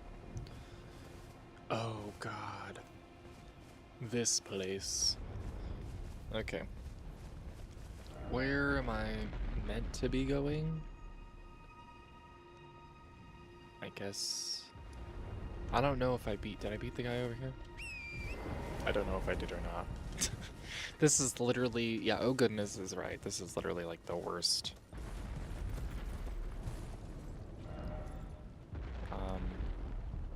I guess I can always teleport back here.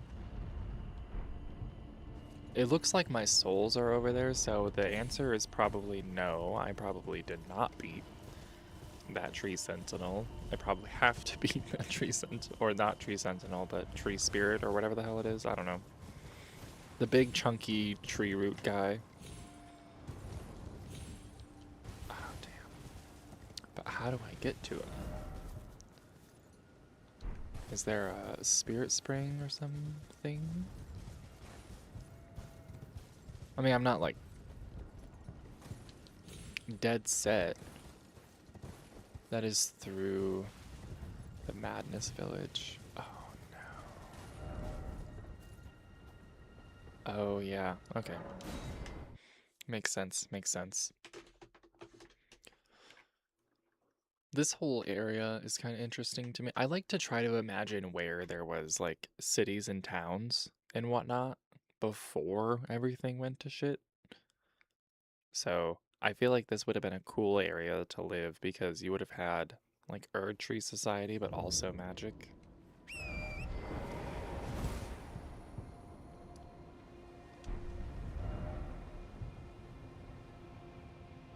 Hello. Okay. So I'm assuming I gotta go like up and around. Up past this guy.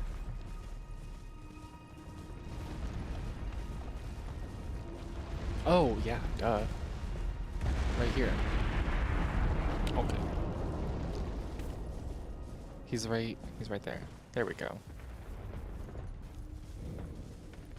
Gotta run by the Eye of Madness thing. I think I could probably also go that way. This is not... Why am I doing this? But this does not feel smart. He does get rid of the ancestral followers, so if you just, if you let him.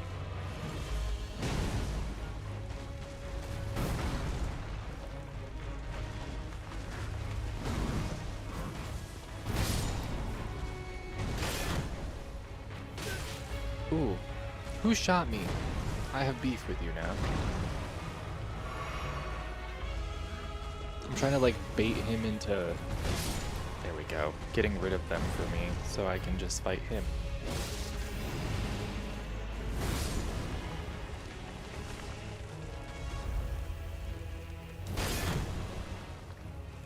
Also, who's my summon? Do I just have the wolves currently?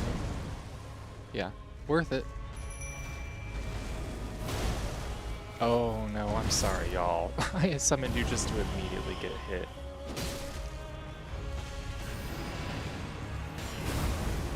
I feel like I'm gonna pull him too far away. I gotta run back this way. At least the wolf is distracting that one follower. I don't know.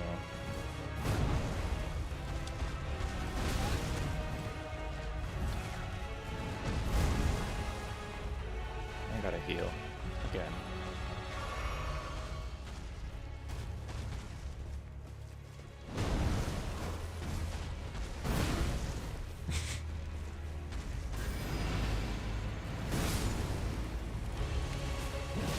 There we go. I think it's just you and me now, sir. And I'm still getting my bucket.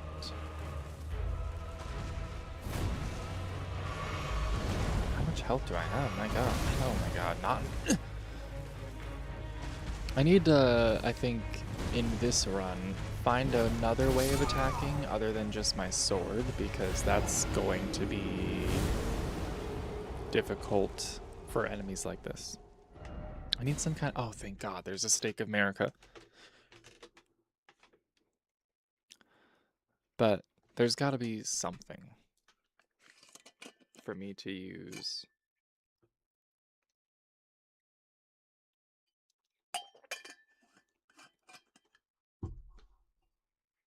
I mean, I could always use fire bombs and stuff like that, but something more permanent for me to use, I think.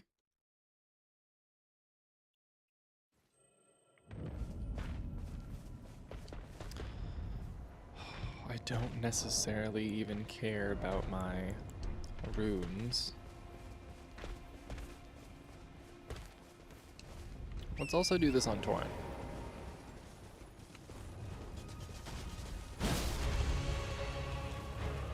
Because I'm not bad on horseback. He says as he gets violently smacked off of horseback.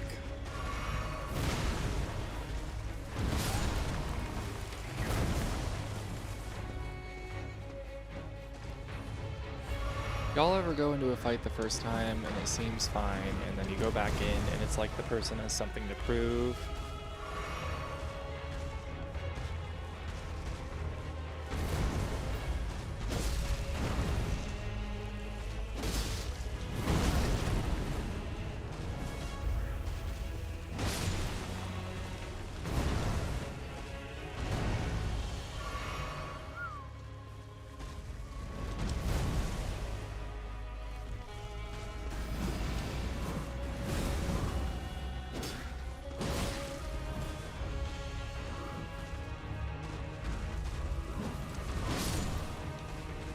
I'm already down to 1 flask.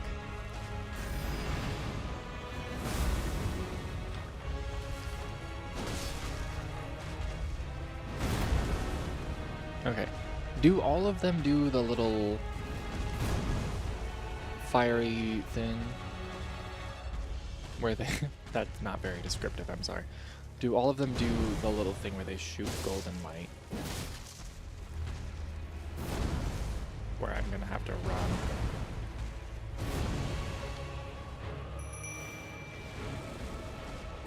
Oh shit. It's not a good answer.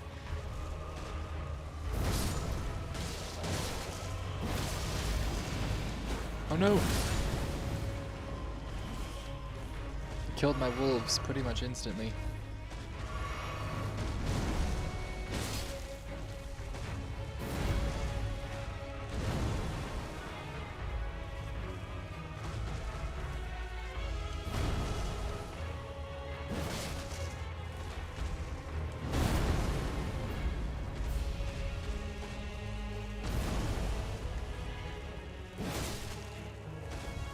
I feel like I'm hacking away at a tree.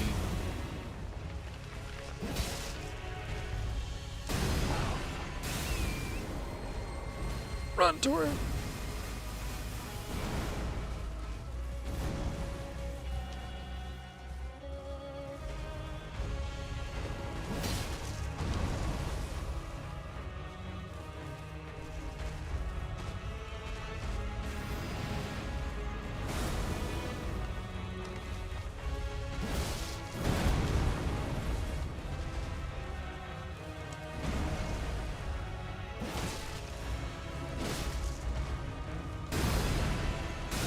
Oh, shit. That's different. That's different. He got me there. Ooh. That wasn't too bad, though. I do think we're not going to fight because I don't think I mean, I'll give it... I want to give it another shot because looking at it now, that's like half health. Okay, but I don't know if I'm necessarily ready for that. Yeah, it's... We had an agreement. You were gonna do the butt slam and then the shooty thing on repeat because I was ready for that. But then you did the explodey thing and that wasn't agreed upon. Hello! Hello, how are you? I'm getting my butt kicked in Elden Ring. It's a good time.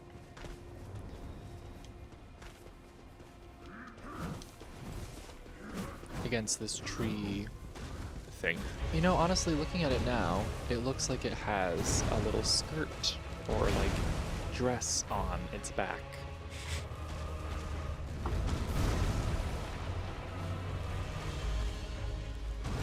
I'm gonna need it to take out, yeah, more of those things for me.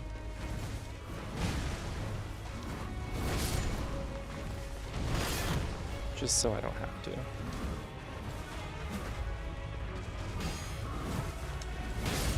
There we go. Just like that. Perfect.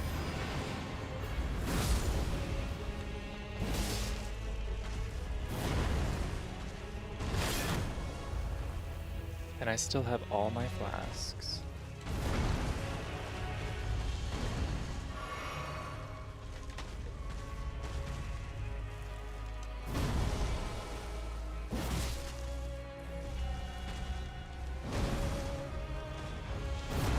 Oh shit, there is still one more guy over there. Just a lurkin'.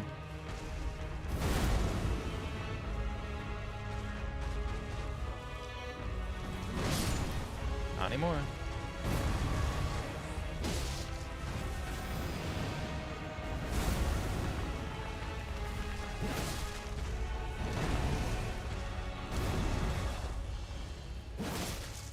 If I can just do that over and over again, we'll be, oh shit, we'll be good. We'll be very good.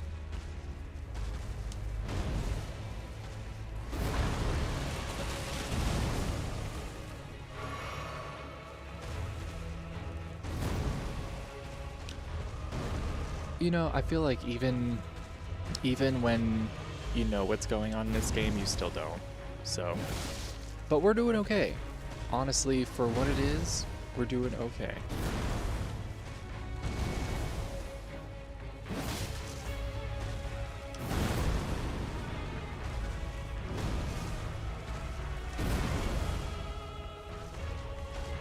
Oh shit, that was a mistake. Sometimes you can tell, like, the moment you press the button, you're like, I'm gonna pay for that.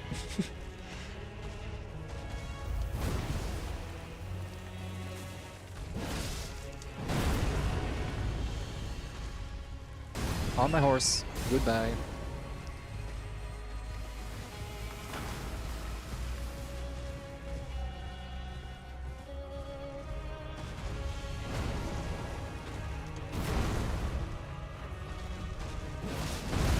Right in the balls.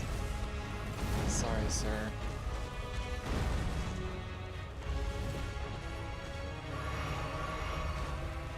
Not again.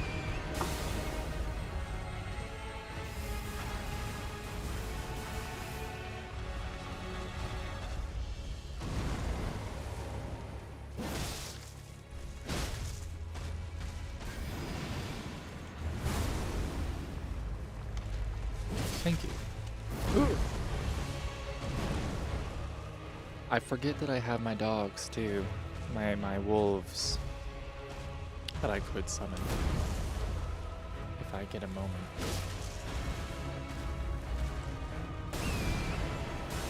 It becomes, at a certain point, like some of these bosses become really like rhythmic.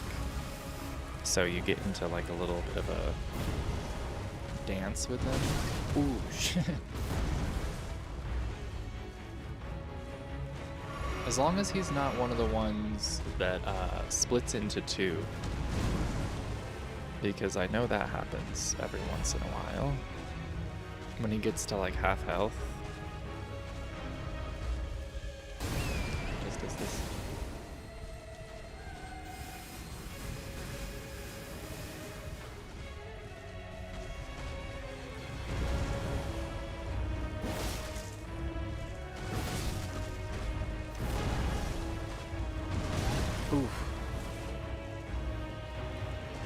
epic oof.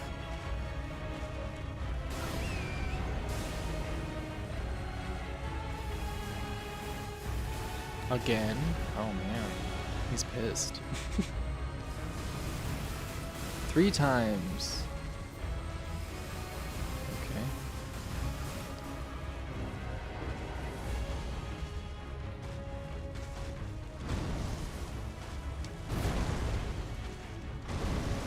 Random, any of y'all ever seen The Holiday?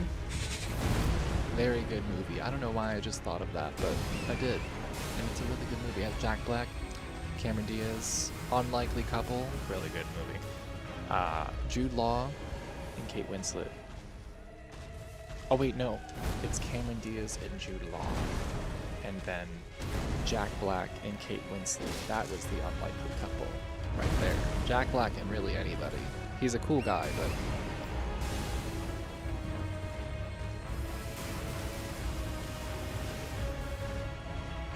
Let me go ahead. Oh no, they're gonna get freaking nuked by the bomb. Oh wait, no, I guess the bomb things are following. Get him. Great movie. Great movie. It was one of the first movies that I remember watching and being like, love exists? Maybe?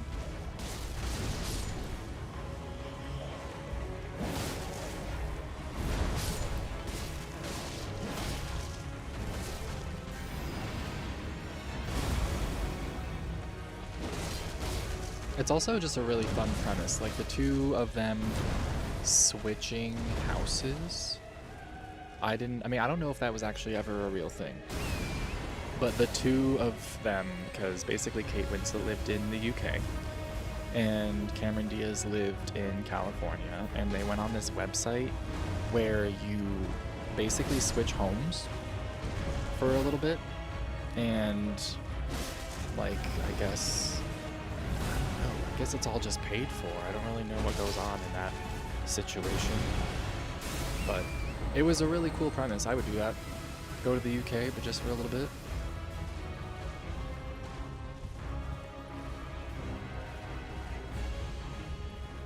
Just for a little bit. Don't want to actually live there. Too rainy. Although... oh, that would have been really cool if I had made it.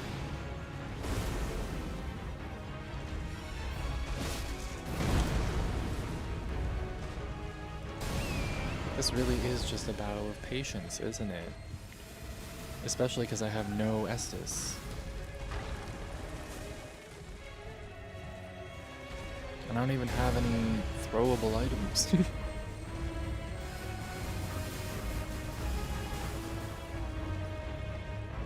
Swing at me! It's raining now, even more epic.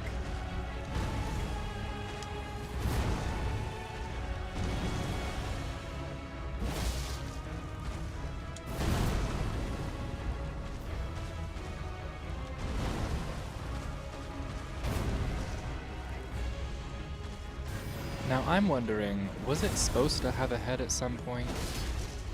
I think so. And it just rotted away.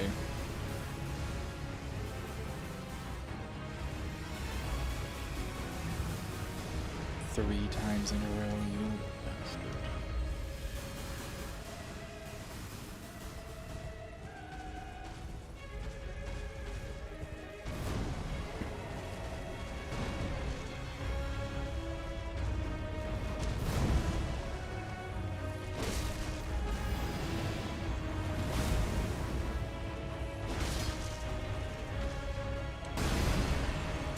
I wanted so bad to get greedy, but that would be dumb. We're almost there. Yes, it's definitely about, if I can't do enough damage right away, it's mostly about figuring out when they're gonna attack and finding my openings, and then going from there, pretty much.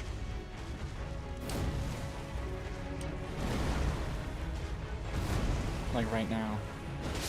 Yeah! Alright. Woo! I honestly didn't think that was going to happen, especially with no health like that. But that's fantastic. And we got magic shrouding, cracked tear, and lightning shrouding, and holy shrouding. Lots of shrouding. Lots of shroud. So those go in, you can make like a custom healing flask, and it can do specific things for you. So now I can have lightning, holy, and magic resistance. So that's cool. And in fact, let's pop back to a Site of Grace. Awesome. I didn't think that was going to happen, to be honest. I don't know if I have the stuff to make a, like if I have the flask of tears or whatever you need for it. But we'll see. I'm so used to pressing A for Dark Souls Remastered.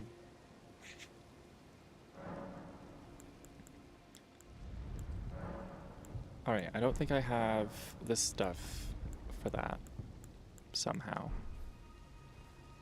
Where do I go for that? Is that at the... I can't remember where that is. The actual flask itself. I mean, I think it's weird that I don't have it. Hold on.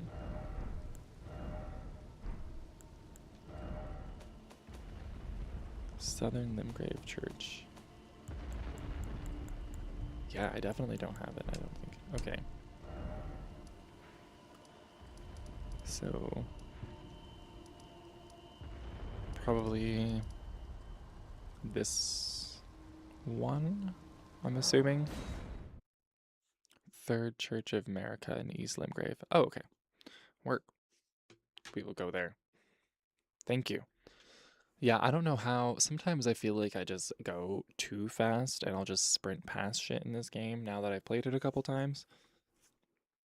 That being one of them, and it's definitely so handy. It's such a good thing to have.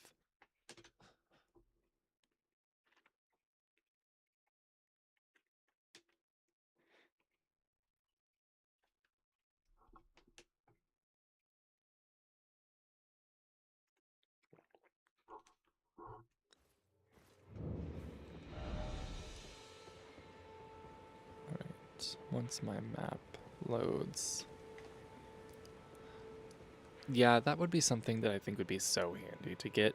So I'm assuming it's over here, where I haven't gone yet, probably. Which that would actually be perfect for us to do. And I'm not far from it, so we're actually just gonna run that way. Boop.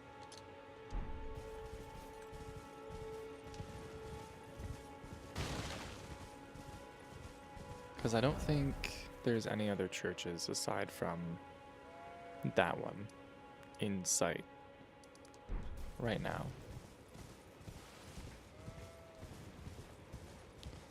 We'll go, and if not, I'm sure we'll find something to fight or do to round off the evening.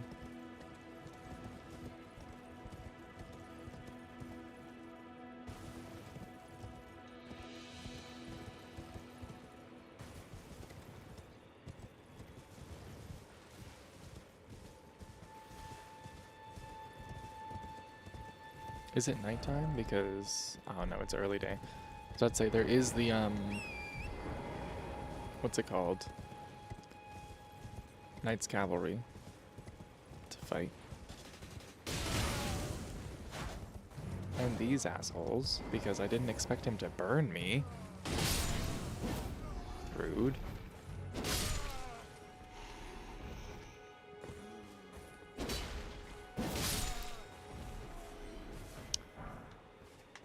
Unbelievable.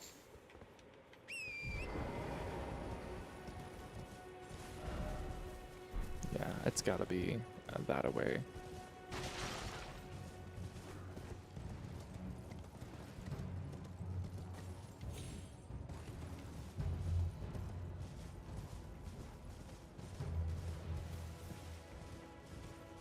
Oh, you know what else is this way? I think this way is the graveyard or the, what's it called? What are those dudes called in the boat? The, like, death caller people? I want to say that's this way, but I'm not 110% sure. Tibia Mariner. Yeah. And also, let's grab the map.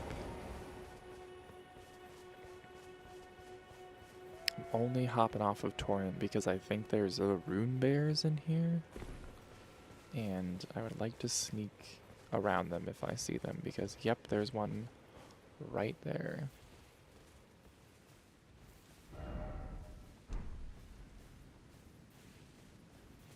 They just scare me.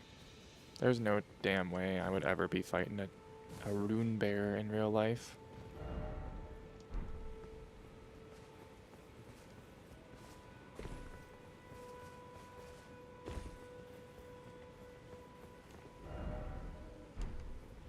Oh, and there's one right there.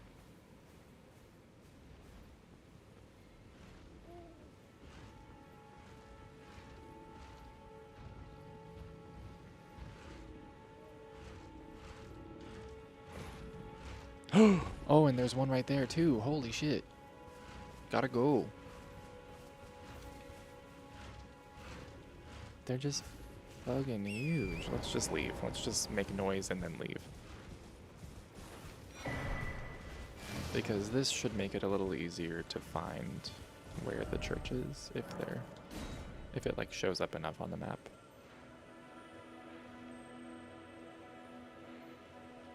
I'm assuming it's not.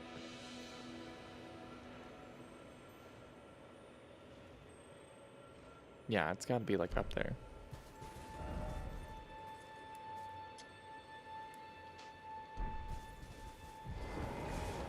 Rune bears, yeah. I think what we'll do is we will get to the flask. And then when we get to the flask, we'll call it there. But I definitely want to at least get it so that the next time we boot up for this, we'll be a little more prepared.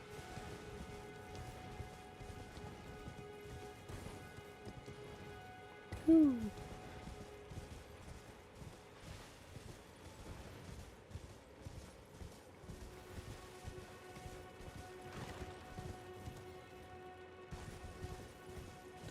A troll. Hello. Oh, and that must be the church. Perfect. I don't necessarily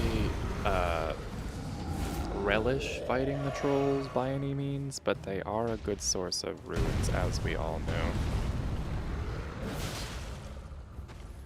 And to a certain extent, I feel like you're kind of putting them out of their misery.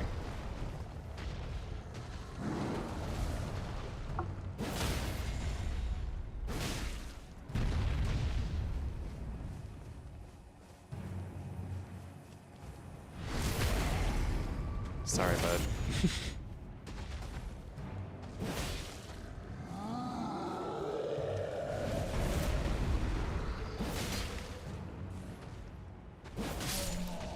Gotcha. That's not a bad amount of runes. Since it's right there. Damn, I thought that was going to be much more of a journey. I'm not going to lie to you. And we'll try to find another boss to defeat before we call it, because I did not expect it to be that close. There we go. Flask of Wondrous Physic and a Crimson Crystal Tear. So now we can mix up like custom potion.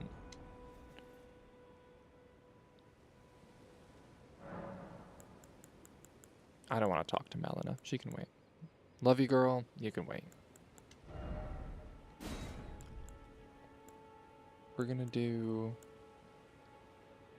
HP, and I don't have any magic, so I guess, can I just leave it half like that and use that, I guess, for now?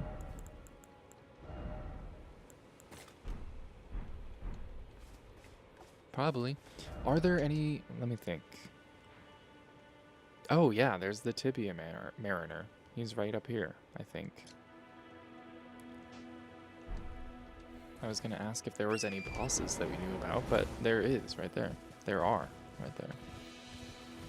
And he'll be easy peasy as well, the Tibia Mariner.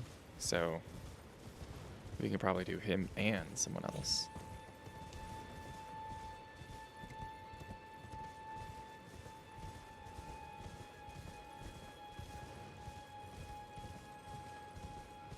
I just gotta climb. Probably gotta climb that. Isn't this where that annoying Kenneth guy is?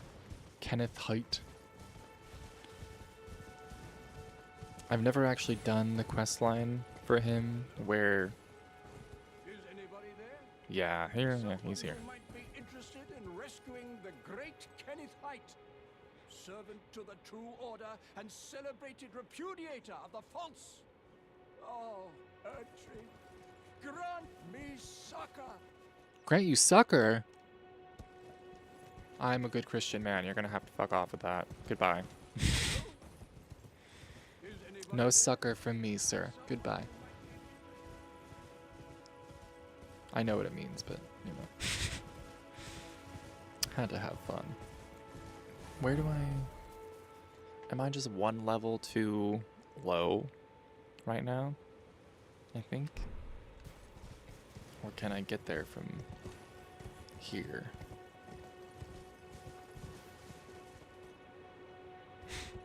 Too good of a line to not get glad. Exactly. That looks like I'm only supposed to come down it. Certainly. I don't think I have the skill to go up it.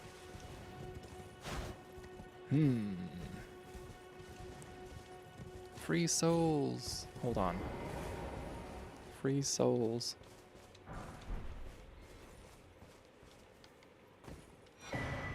In a Fever's cookbook.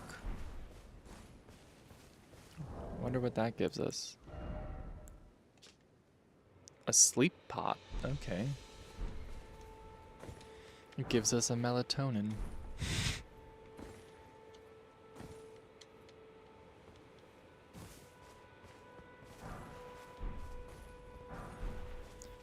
Some sleep pills and some runes. How fantastic. I think if I go this way generally, am I gonna have to go like the long way around?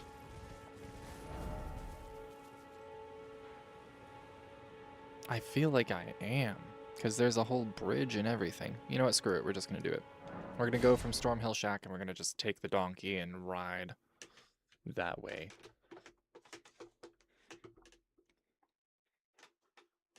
But yeah, I think one of the biggest barriers, we always talk about like time travel and shit like that and going back in time. One of the biggest barriers would be trying to take Old English seriously, because them saying the words that they would be saying and me not laughing at them, or really just communication in general, I think would be a huge barrier.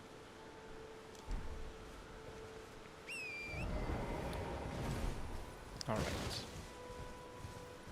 This way, past the rolling goats. That's one thing I don't understand. Why do they roll? What part of Miyazaki and George R.R. Martin combined created rolling goats?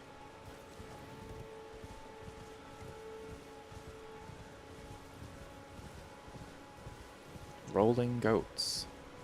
The Elden Ring iceberg.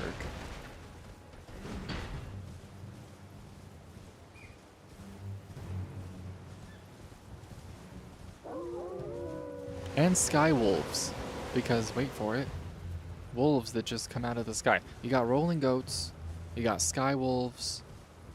I don't know. You got these gigantic hairy ass dogs. Does anyone else remember Shaggy Dog with Tim Allen? You got Shaggy Dog.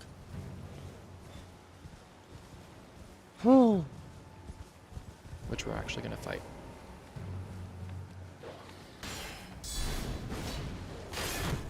Ow. Damn. Damn. Tim Allen is not friendly on the streets, y'all.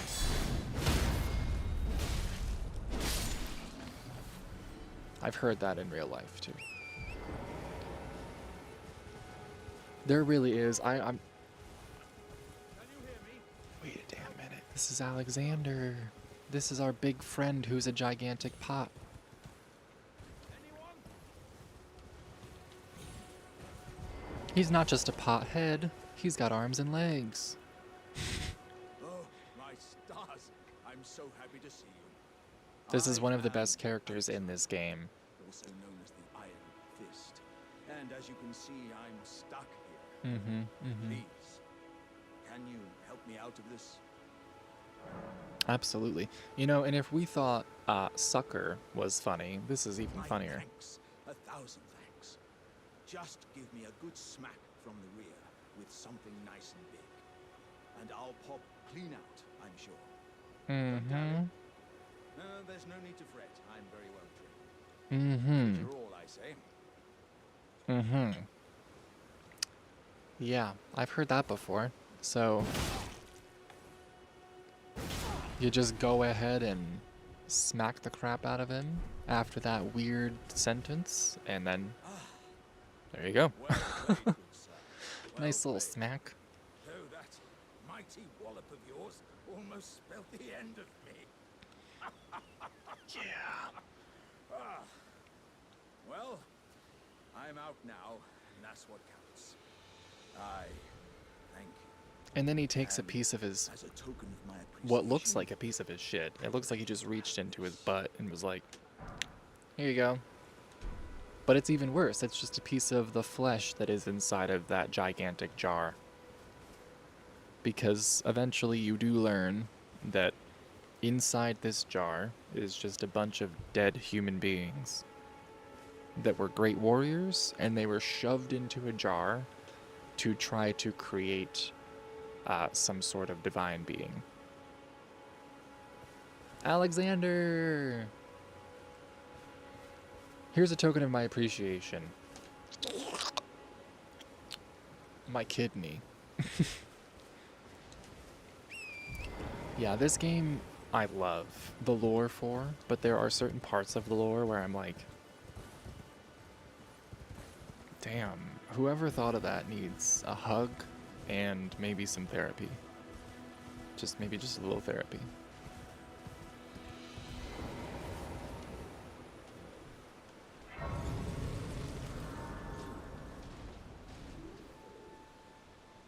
Pumpkin heads are not that much less messed up, because these were just people who were going insane and they locked them permanently inside of a bronze helmet.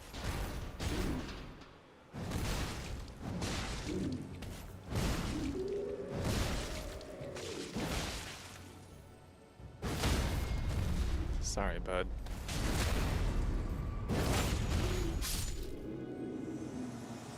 Cool helmet. Alright. Tibia Mariner. For sure. I think that dude D is also here. Who's like weirdly obsessed with... Yeah. You know what? If I were to go insane, I would absolutely want a gigantic helmet to hit people with. If society's gonna shun me and make me live inside a giant helmet, I'm gonna hit you with it.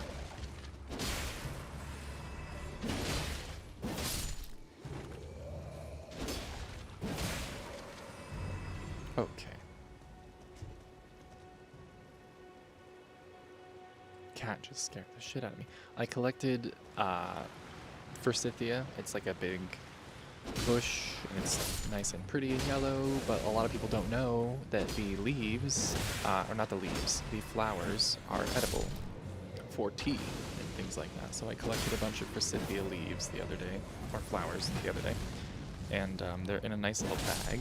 And for whatever reason, my cat thinks it's a toy, and so she keeps jumping, grabbing, and hunting them and scaring the absolute shit out of me.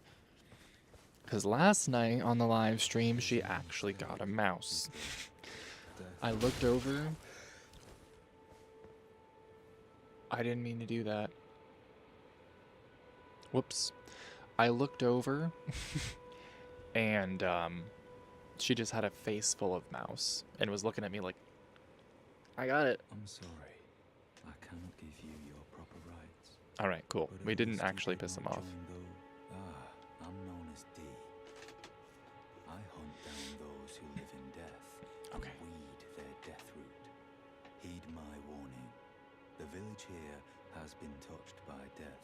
And worse yet, it is home to a mariner. See, what I don't understand is he looks fairly badass.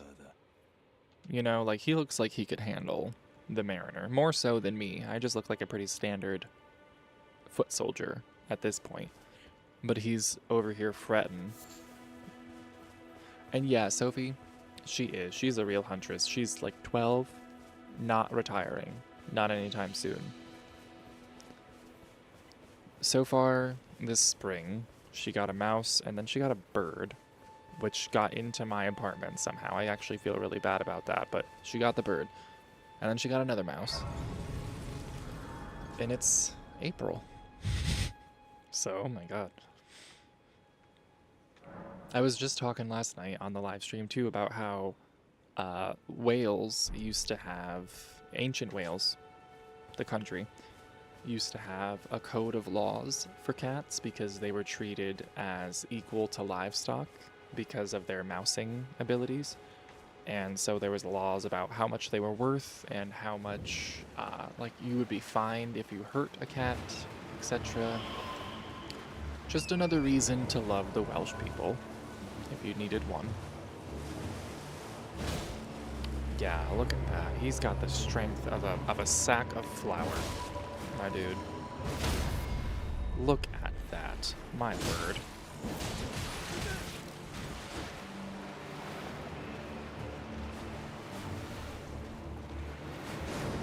And all he does is splash water at you.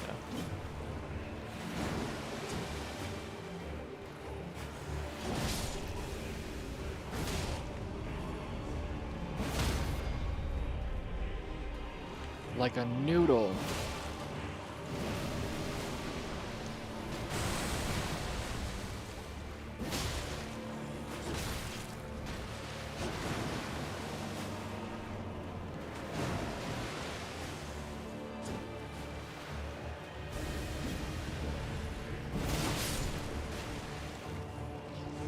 I have seen 2 Shiraboma noodles put up more of a fight than this. This is crazy.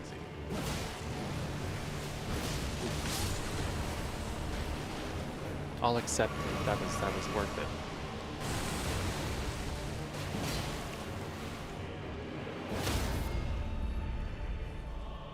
This is where the big heavy swings pays off for enemies like that. And I think in this area there is a really cool talisman that will be helpful for us, because I think it's like the stamina one. You go in here, yeah, you go in here and there's a bunch of turtles. And in the center of the room there is a talisman that will make my stamina come back faster for more big swings.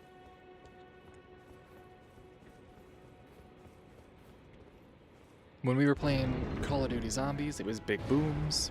Now it's big swings. I guess technically, if we're going to go back even further, during Pokemon Champions, it was about big hits.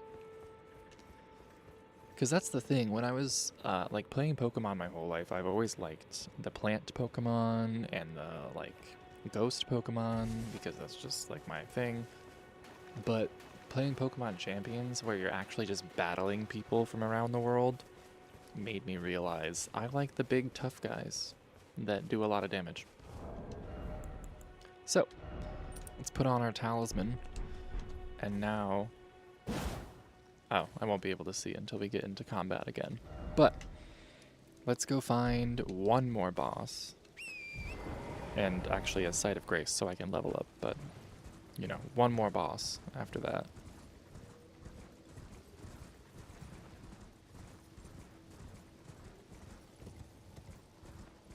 Oh, wait a minute. I'm about to get invaded, aren't I? About to get invaded by the lady. This goddamn lady is the nice way to say it. We can at least hit the grace so that if we do die...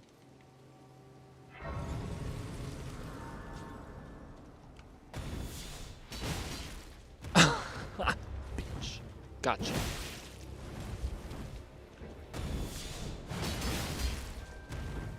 That's so satisfying.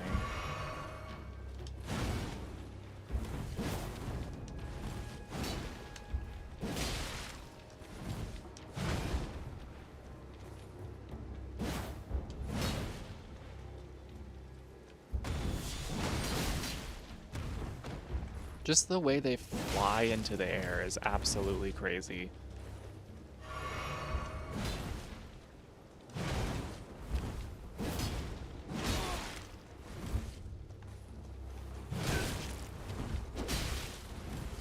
How are you still alive?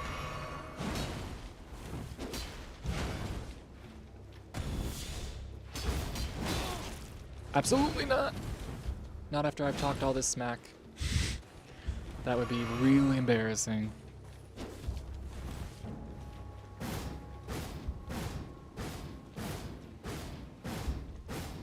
Are you done?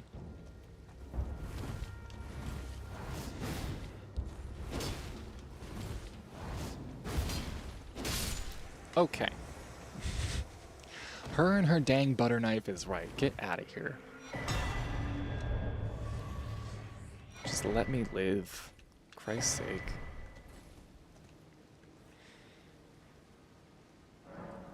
Alright, let's level up. Might as well do an even 30 for health, right? That's the whole point of this, well, not the whole point, but that's a large part of this character, is just me putting as much health as humanly possible onto a character so that I have room for mistakes. Because I make a lot of them.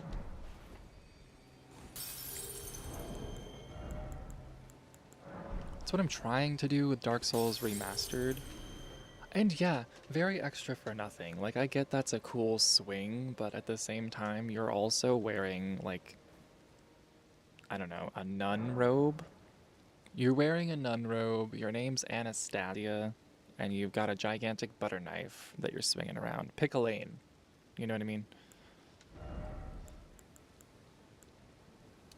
We'll do strength. 17 and 17. And then we will... Oh god, there's another tree. Should we try another tree? I think we should try another tree. You know what, in good tree news, I recently was reading about how the American chestnut is coming back.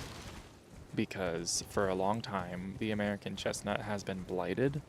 So it's not like it's extinct, but it can't grow, like, old enough to reproduce with other American chestnuts. So we've been having to, like, manually keep them alive. But apparently we are starting to get to a point where they're reproducing again. Because American chestnuts were a huge part of our ecosystem in North America. They were so freaking huge that people used to carve houses out of the trunks. But they were also really important for the environment, and then we cut them all down. And then there was a blight. So hopefully they come back for real, for real. That'd be really nice. Some big old fantasy type of trees, some big Lord of the Rings type of trees. That'd be really cool. But yeah, there's some really cool, you'll have to look up just like American chestnut homes, because people would carve homes out of the like bottom of the trunk. There was also some that were big enough that they would go up on a branch and like carve a little hole in the branch. They were just freaking huge. But oh, Caelid. I feel bad because this place, like, this would have been a really cool, beautiful, wooded place, it seems, before Malenia exploded with rot.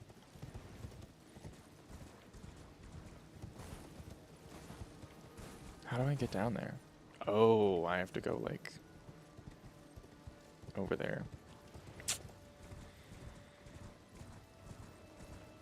But yeah, it's always interesting with plants. Plants and trees and stuff, and all the very many things that can prevent them from doing well. Like, we just got a couple 70 or 80-degree days up here in Connecticut, and then right afterward, it is now high 20s.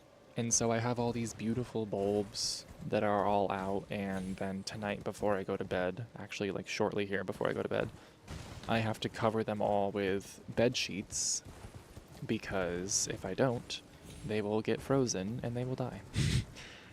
So, love New England. Really do. Love New England. But at the same time, the back and forth is a little bit excessive.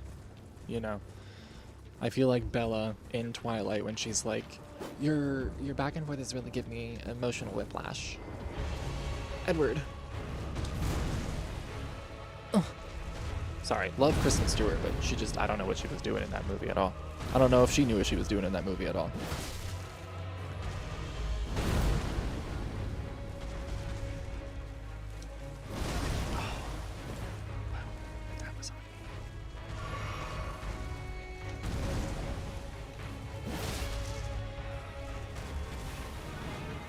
Oh, he has the... For some reason, my brain wanted to be like, he has that stinky poo-poo butt. Yeah, he does that rot. He has that stinky poo-poo butt.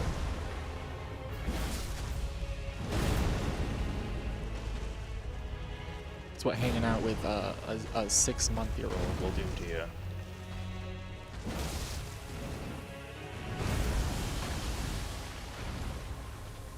And that's really what it's like, you know? A baby diaper is genuinely like the fucking scarlet rot. There, if you know, it is horrible.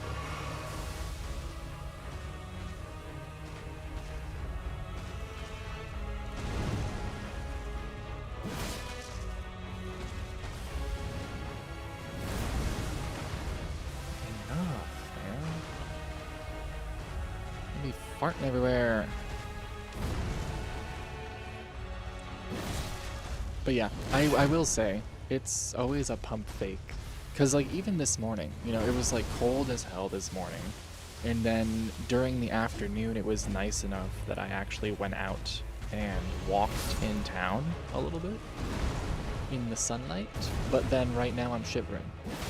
Like, I gotta have a blanket on, or I'm gonna have to turn on my pellet stove overnight. So, I don't know. New England just needs to make up its mind sometimes. But we're almost there. Once we hit May, it's usually like pretty solid warm.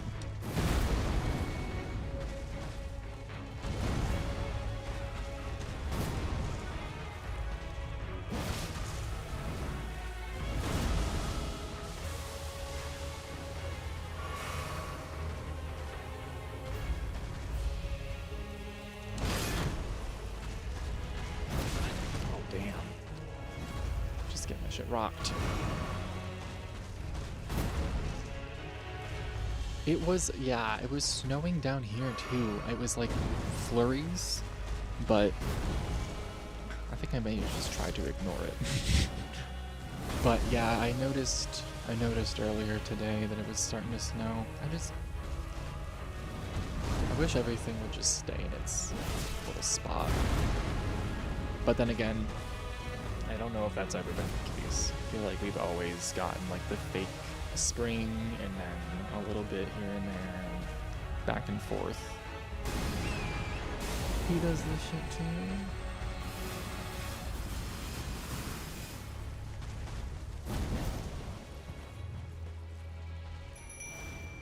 Okay. Wolves, do you think? Oh, he's gonna kill him. Gonna get the rot. They're gonna get the stinky poo-poo butt, dude.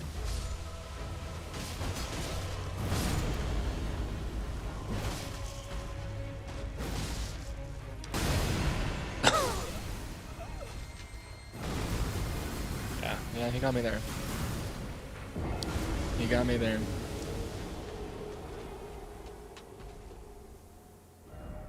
mistake of America. Oh, thank God.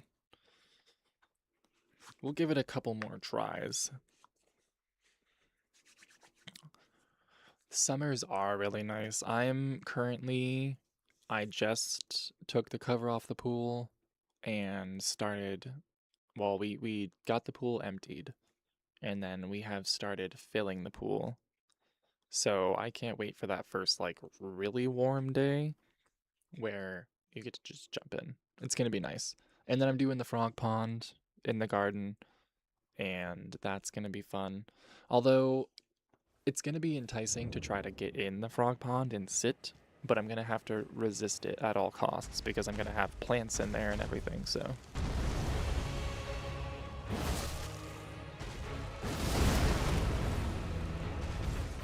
See, like, that's not a bad chunk of damage right there, and that's just 2 strong attacks, so I think it's definitely doable if I just bide my time. It's like one of my all-time favorite YouTubers who does Dark Souls stuff is just patience. Patience, patience, patience. What? I sliced your belly, what the hell? Oh god, I'm gonna die again. Damn. Yeah, it'll be fun. It'll be fun. I want to do more this summer. I want to do more, period. I want to go down to the shore more. There's a specific town in Connecticut that I really, really like. It's called Madison, and it's not too far from Mystic, but it's not far at all from Hammonasset, where the beach I go to is, and it's so nice. So nice. So, that'll be fun once we actually get warm weather. And then I want to go to the aquarium again. Always go to the aquarium. Always go to the Maritime Museum. But I think it'd be cool to camp at the beach, for sure. Get a nice plot. Because then you can go to the beach, or you can just go do whatever. Alright, before we hop into this,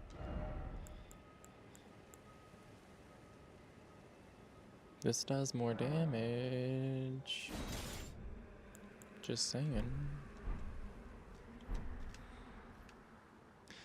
Yeah, I do, like, there's a lot of, as someone who lives in Connecticut, there's a lot of Connecticut hate from Connecticut people that goes on, but I don't think a lot of us understand how good we have it when it comes to a lot of the states in the United States, because we've got a lot of, like, state parks, and we've got the ocean, and we've got hiking, and then there's, like, a train to New York City. It's not far from Boston. I think a lot of Connecticut people have the classic spoiled, like you got used to it right away and you don't realize how good you have it. So, because I don't know, sometimes I love Pennsylvania, which is where I'm from originally, but I sometimes will go to Western Pennsylvania where I'm from and be like, oh my god, there's nothing here. There's literally nothing here. It's just woods and deer and people. So.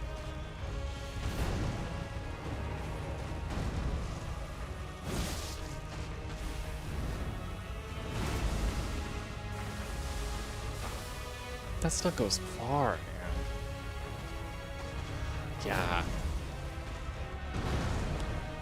That's honestly the vibe I'm going for in my life. If I don't, if I don't marry, if I don't find a man worth marrying, which looking more likely, then I will absolutely be just like that coastal grandma gardener who has a cure for everything and makes soup every day. It's gonna be great, except grandpa, you know? I'll have 100 cats. I'll have probably 20 more stray cats that I feed.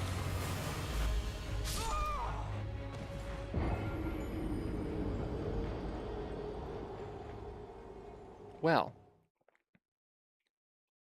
anyways, on that note, Connecticut is very nice, yes, and I could definitely see myself retiring here. One of the biggest downsides I think people have with Connecticut is the expensiveness. It's very expensive. I think it's in the top 3 of the most expensive states to live in the US. So, listen. I do already have the grandpa down. You know, being in my 30s is the first step. Truly. But let me see. I don't think I want to try that tree spirit again. What else is there around here? There's a merchant we can go see.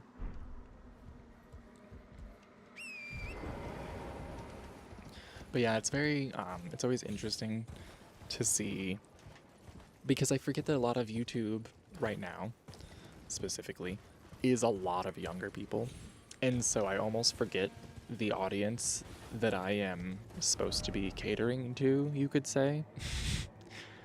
And then I'll make like an older reference, like an SNL reference, or I will say something that just ages me, and they'll let me know.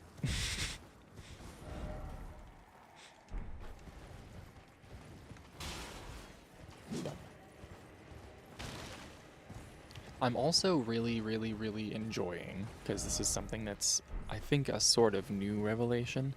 I'm really, really enjoying the older people who are starting to do YouTube, like, and they might not be like recently, but like in the last 5 or so years. You have people like Grandma Crackers, who does a lot of Minecraft and other stuff, and she actually started it to help pay for her grandson's medical treatments, I think.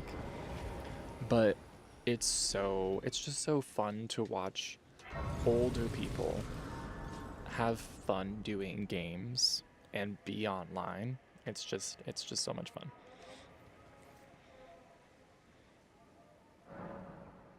And then you get the inevitable, you know, someone like telling her, dig straight down, and it's like, I'm gonna find you. Don't you dare bully Grandma Crackers. I will find you.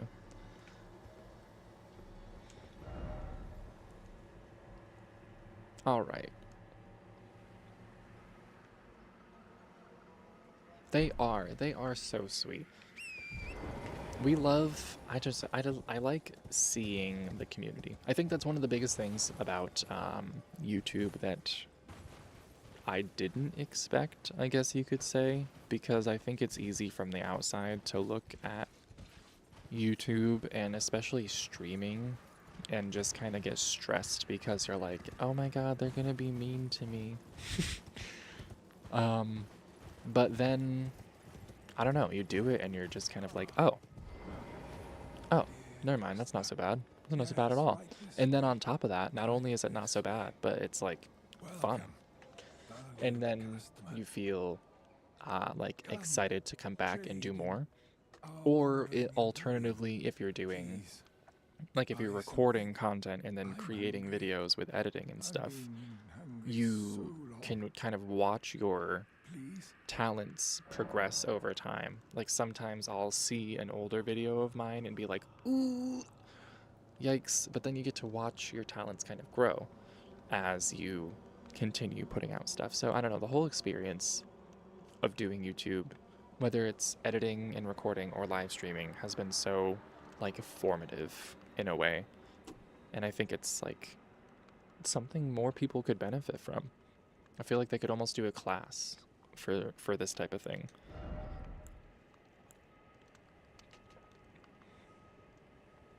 Yeah, because I remember, and I remember YouTube when it first like started. And then I remember the time I actually really got into YouTube was when I was like 12.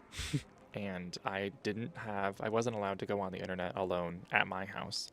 But I would go over to my friend Lindsay's house and we would go on YouTube and watch like Charlie the Unicorn, the Shocked, what's it called? The Shocked Groundhog, like all that original stuff. And it was really, really fun.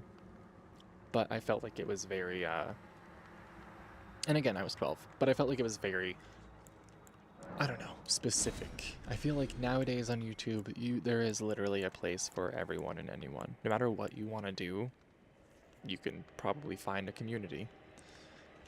And that's another thing, is I think it's easy when you start YouTube to get hooked on like the analytics and your followers, and that can very, very quickly just suck the fun right out of it when you're worried more about like, oh no, are like, is this going to be received well, or are people going to want to continue watching this?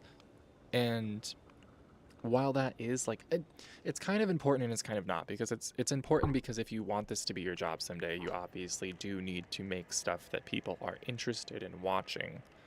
But at the same time, I personally would rather it take a while to build a community and have that community be 100% with me no matter what it is I'm doing, even if I'm yapping like right now, rather than do something simple and clickbaity and then get a bunch of subscribers but then be like chained to doing that and that alone. You know what I mean? Because I see like there are some people on YouTube who like are just kind of at this point like slaves to doing the like popular sound or the popular trend to keep their followers, and I don't want that.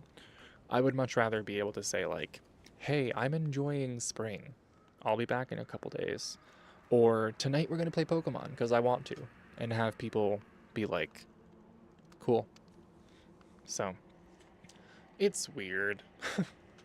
It's a weird balance of, you know, listening to your viewers and being responsive and also having boundaries.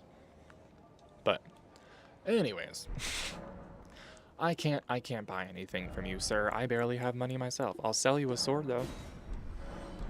Goodbye.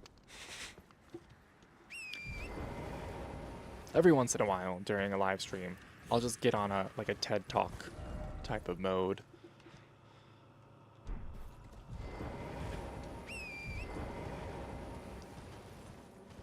But yeah, honestly, I think that is one of the biggest downsides I have with content creation, is I feel like I got into it at not so great a time, because I think currently, if we're picturing it like art, I feel like currently we're in a downswing. I feel like currently we are not in a creative upswing of content creation. I think we are in a creative downswing where the content is getting like more cheap and more reproduced and more like for-profit sort of type of deal, rather than like individualistic and inspired and shit like that. So I'm hoping that, you know, yeah, it feels like repeats, and yeah, that's what I'm hoping. I'm hoping that like when you do stuff that is authentic, it feels authentic, and that's what I'm hoping, that like that comes through. But also, yeah, definitely all the content seems to just be trying to do the same thing, and that works. You know, that definitely gets them the subscribers and it definitely gets them the views, but I don't know. It just kind of feels a little bit hollow to be making content for the sake of being popular, rather than making content because you want to make content. I am no selling. But, and let's not even get into the, like, because I have a conspiracy theory that brain rot memes were created by the government to make us stupid.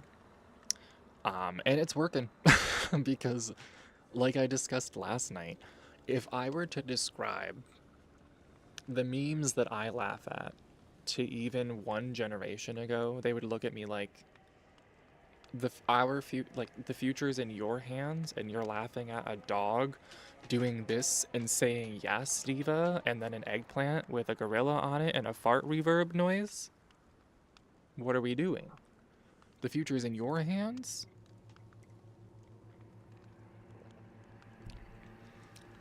So yeah, it's a very convenient and funny, but also scary time to be alive.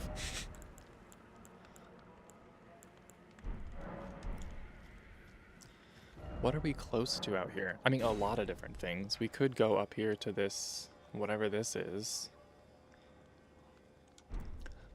Yeah, I think that's the thing too. It's like exponentially getting quicker. And that's just what they say, you know, they'll say that like technology advances exponentially and all of that stuff. And I feel like the brain rot is advancing exponentially as well. So like every year it starts advancing more and more fast. And we're going to quickly get to a point where you're going to have, I mean, and not to toot my own horn, I'm not trying to self-promote here, but it's like, unless you do a couple of the same things, like use the particular noise that everyone is using, or put something distracting in the background to keep them entertained, you know? Unless you do certain things, it's like people can't even begin to pay attention. And that wasn't the case, like you said, like even a year ago. I feel like it wasn't that bad. And it's all just AI, which makes it even worse. Because, and I have beef with AI, and I don't even care who knows it. Some people shy away from talking about AI because they're like, well, I don't want to offend anybody, and I don't want to do this. I'm like, offend who? The computers? The computers that are doing the work for the art? Because let me tell you one thing. In my opinion, there is no such thing as, like, AI art, because you're not doing it. You know what I mean? Like, a computer drew that. It'd be one thing if you used paint and you, like, use the curve tool, so, like, you draw a line and it snaps to a curve. That's one thing, to, like, use an editing tool or an artistic tool. But to just type ChatGPT, draw me a picture of the Power Rangers, like, scissoring. What are we doing? You know, you're wasting my fresh water for this. For this. That would be the other thing. That's the whole other half of AI. Is it would be one thing if you were just making yourselves stupider, and then on top of that, like, making content worse. But on top of that, you're also draining fresh water, and it's usually from already impoverished communities, usually in the South. Nothing against the South, like Southern people, but it's just that I find that typically the South has less regulations on their stuff, and so all these big AI companies are just flocking to poor Southern communities, setting up huge data processing centers where it takes all the fresh water and creates a constant humming noise, which drives the people crazy, just so that someone can be like, ChatGPT, what's my mom's name? ChatGPT, how do I breathe? What are we doing? I worked with someone last year who was a very nice person. You know, she was a very nice person, but she literally was like, oh, I don't use Google, I just use ChatGPT. Or I'd be like, oh, well, like, I'm gonna check the weather. She's like, oh, I just use ChatGPT. What do you mean? The Weather Channel exists. Calendars exist. Like, we don't need to use AI for every single little thing.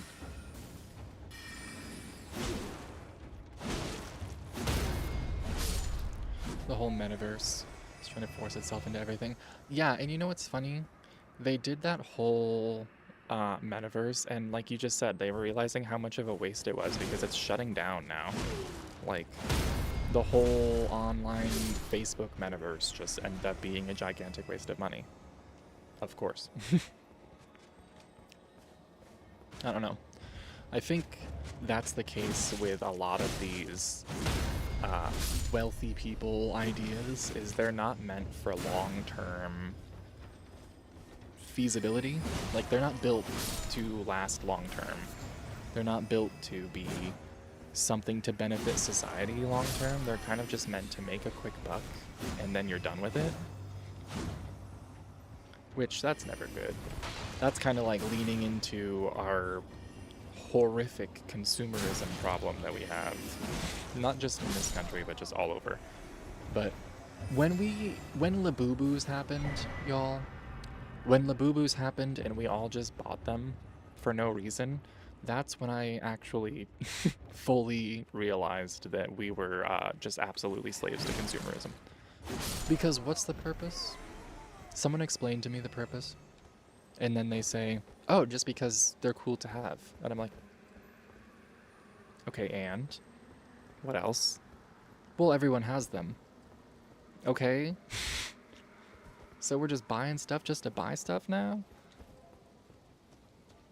Yeah. Yeah, and the thing about Stanley Cups, too, that really bothered me, like specifically Stanley Cups, what really bothered me is the whole point of a reusable water bottle is to have one and then not use a bunch of bottles. But these people were buying like 7, one for every day of the week. And then, like, sometimes you would see people with entire shelves of all the different colors, and they'd be like, which one do I want today? You know, it's just like insanity. It's really the movie Idiocracy. It really is. I remember watching that as a kid and being like, there's no way that we're going to get that bad. But here we are. But here we are. And, you know, I think there's a lot of it that is driven by social, since we're on this TED Talk, there's a lot of it that is driven by social media. You know, people by nature, human beings are social beings. So when we see a lot of other human beings doing something, we naturally just kind of want in. You know, we're like, ooh, what's all the fuss about? That's cool. And so companies have learned that they can kind of like prey on that natural human instinct and make us, if you can make one person like something, then you can make everybody like something. And then you can sell it. And then you can sell it again in different colors. And you can sell it. I think a really big killer was the mystery box. And I love a good mystery box. I bought a mystery box of Squishmallows. But I think the problem comes when you have like a mystery box and one of them, you have like a 1/100,000th chance to get the gold shiny one. And so people buy like 1,400 boxes just in the chance that they might get the gold shiny one, you know? Consumerism at its finest, truly. But it's kind of, I mean, and then going back to like kind of releasing unfinished things and then fixing it after. That was like a point I remember seeing in the chat and didn't really respond to very well. But that's another thing that happens with games too. You know, I think the quality of games is starting to go down a little bit because people know they can release something preemptively and then like fix it after. But yeah, the consumerism, social media just like driving consumerism too, because social media knows that it benefits from more things sold, and more things sold benefits from social media. So it's like a little loop. Curtis Connor did a very good video on quote unquote water talk. It's like a TikTok community. And I wouldn't know because I was kicked off of TikTok because I made a joke about Carrie Underwood performing at the inauguration and everyone and their mother hated me. So, but he made a very good video on Water Talk, which is this TikTok community where every single day these people fill up their Stanley Cups. Of course it's a Stanley Cup. Why wouldn't it be? With water, yes, but then like 14 different flavors and like caramel syrups and stuff, and then they'll say, oh, the water of the day is this, and I'm like, sweetheart, that is actual soda now. That's soda that's just not carbonized or carbonated, you know what I mean? So I think social media really just makes us do stupid things. It preys on our human instincts to be weird, and then like we just roll with it. Yep, just sugar with a dash of water. And then the thing is too, delusion gets strong, and then people get mad when you're like, is that healthy to drink? And they're like, it's water. Mm-hmm. Where's the other one? I think it's over there. I don't know. I really miss, because I'm old enough to remember when social media was literally just Tumblr, Facebook, AOL. Well, you know, before that it would have been AOL and all that, but I wasn't allowed to have AOL as a kid. But oh yeah, that the rot mushrooms for the trypophobia. Anyone? You would love the Swamp of Aeonia. It's just horrible. But yeah, MySpace, Tumblr, early Twitter, like early Twitter before it was all corn on the cob and people hating each other. It was a great time. It really was. I remember I was in high school and I wasn't allowed technically to have Facebook, and so I would sneak downstairs in the morning at like 4, get on the family desktop and play Farmville, check on my farm, check on my animals. That was the highlight of my mornings. And then now it is what it is. And yeah, I haven't checked into Tumblr in a while. I should. I feel like that was probably my favorite. That was like sophomore, junior, senior year. Snuck to my friend's house. You had to do what you had to do back in the day, you know? As I've said before, I don't really mind nowadays that I had strict parents, because looking at some of the people who are my contemporaries in age who didn't have strict parents, I can tell. But, you know, it was insane the ways that we worked around things like that, you know? Like, oh, can't get on the internet at your house? We'll find a way.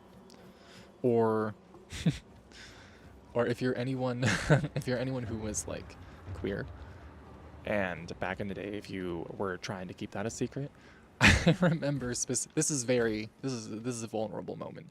I remember one time, if y'all know the anime Naruto, there is a character in Naruto named Kakashi, and I thought he was just the most handsome devil ever. And so I remember one time my parents were at dinner, and I looked up on the family desktop a picture of Kakashi and another character smooching. Nothing crazy, just them, you know, sharing a smooch. And then had to explain that in the history. So it's a wild time having one family desktop and it still being the Tumblr era of that type of shit. Where am I going? I overshared and I got lost. Sharing a computer is the time. Yeah. Absolutely.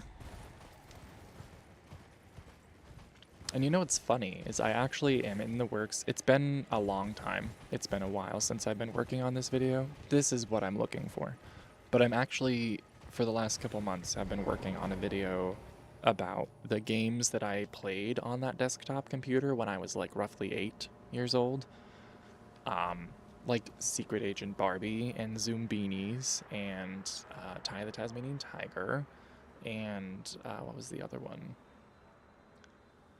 There was like some like logical adventure that was an education game, but there's a bunch of games that I've been able to find and play. It was just such a good game. It was such a good time for desktop games. Okay. Y'all don't need to beat my ass like this. Power couple.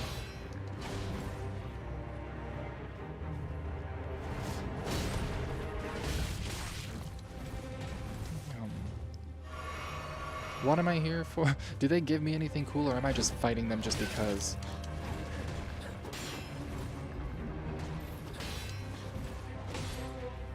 I think I'm just fighting them just because, and also... Yeah, I think the Secret Agent Barbie game for me was so cool because you got to go to different countries and then wear different outfits and stuff, and my little self was like, hell yeah. I remember getting up in the morning, getting my cereal, and then playing Secret Age Barbie. That was the routine. I also remember switching over to TV. I'm gonna die. But I also remember in the summertime, Dawson's Creek. If anyone else watched Dawson's Creek. That was a crazy time. Dawson's Creek, Lost, and Invasion were like the 3 shows I used to watch as a kid that I probably should not have watched.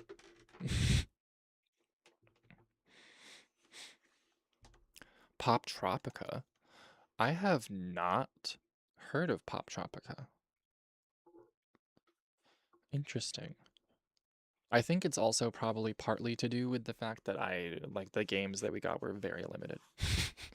So it had to, because it was also Christian households. So everything was strictly monitored. I also remember iTunes, if there was an explicit next to it, no listen. No listening to that. Pop Tropica. I will have to look into it for sure. Maybe we'll add it to the old games list. Where the hell? This was the Stake of America it put me at? That's crazy.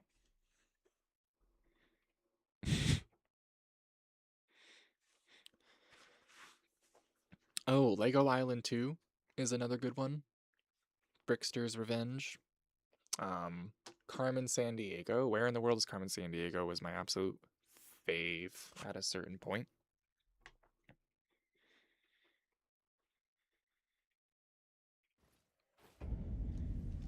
Okay. Yeah, this is much closer. I don't know what the game was thinking popping me over there. Ooh, you know what else? Okay. Mary-Kate and Ashley. First of all, the movies. Mary-Kate and Ashley. Second of all, they had a game that was called... oh god, what was it? I don't think it was... It might have been Sweet 16, but it was basically the premise is you got a letter, but it was all ripped up, and you had to figure out who was trying to take you to the dance, and there was a bunch of different mini-games. One of the best mini-games was the mini-golf, but there was also one where you were driving on the highway and you were changing the radio station and shit. It was so good. It was so good.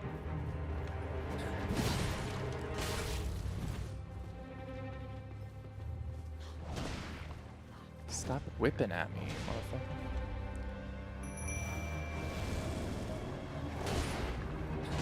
Ow, ow. Leave me alone. Leave Brittany alone. Jesus, I need to upgrade my flask because that's 4. It just took 4 to heal me.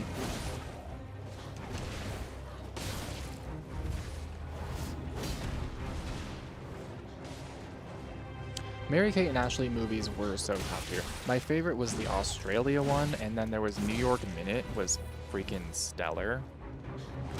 I remember seeing New York Minute and being like, I can't wait to be a teenager. I'm going to sneak out and go to parties in New York City. For sure. I'm going to be cool enough to do that.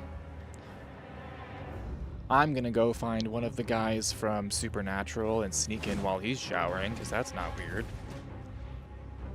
But no, the Australia one was very fun.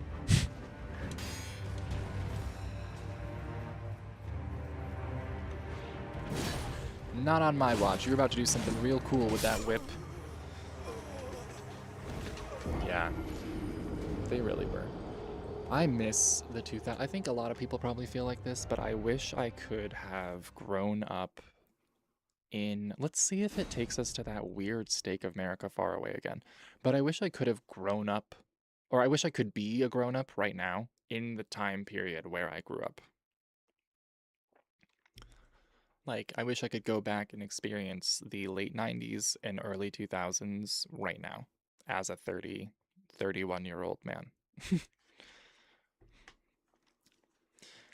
Yeah, the 2000s in general, I think, when you look back on media, actually, if you look back on media, period, but specifically the 2000s, it was a little hard to get through. I mean, you don't even have to go back that far. I had a friend who, never saw the Twilight series. Yeah, it still brought me back here. That's weird. I had a friend who never saw the Twilight series, and so him and I were watching that for the first time not that long ago. And he thought it was weird, for sure. He thought it was very weird. But I was pretty much traumatized because I did not remember it being so bad. You know what I mean? And I know at the time it wasn't. At the time it was like revolutionary, and we were like, oh my god, Edward and Bella and all of this amazing like CGI is just so cool. And then now I'm watching Edward run up the hill, and I'm like, exactly how many dollars did you have left for the CGI budget after your Big Mac? Because it just doesn't feel doesn't feel right. It doesn't feel like that's the same movie that I watched. But yeah, it is really fun to rewatch. I think it's one of those movies that has a very distinct vibe, has a very distinct like aura about it, and that's like untouchable. No matter how bad the acting ends up over time, that feeling of Twilight is always going to be like the same for people. I think that's kind of what it is to a certain extent.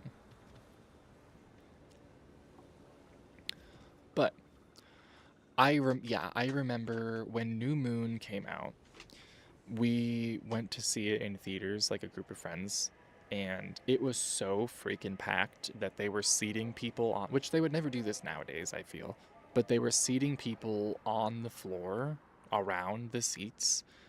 And the guy, like the manager, came out beforehand and was like, this is an overpacked theater, da da da da da, so if like the screaming doesn't stay under control, and if we don't have moderation and rules, I will start kicking people out. It was serious because people were that obsessed with the series.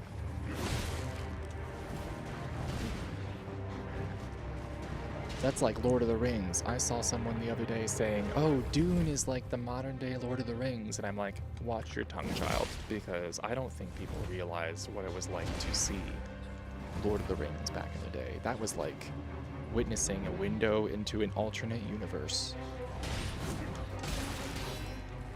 And Dune is great. Don't get me wrong. Loved the books, but like, Lord of the Rings is like a protected class of film, you know? And you know what? It is also one of those things that I will always cry. I literally will always cry watching it, every single time. Whether it's one of the numerous deaths, or it's that part where Samwise Gamgee is like, there's good in this world and it's worth fighting for. Like, I will cry like a baby, every single time. It's one of the few things that I have thought, because I'm not really a huge fan of creation or like reaction content, you could say, when people just kind of sit and are watching things, and that's the video. They're just kind of watching it. But Lord of the Rings is one of the few things I have considered doing like reaction videos to, because it's just so formative, you know?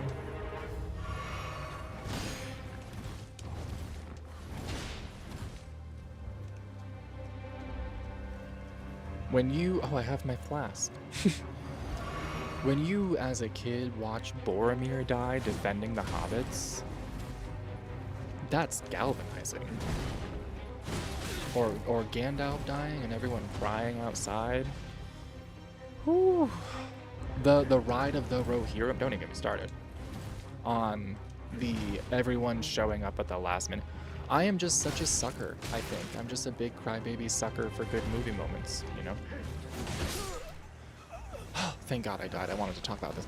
Because, like, in Star Wars, in the new Star Wars movies, like the sequel movies that came out, we'll give this one more shot before we, you know, call it.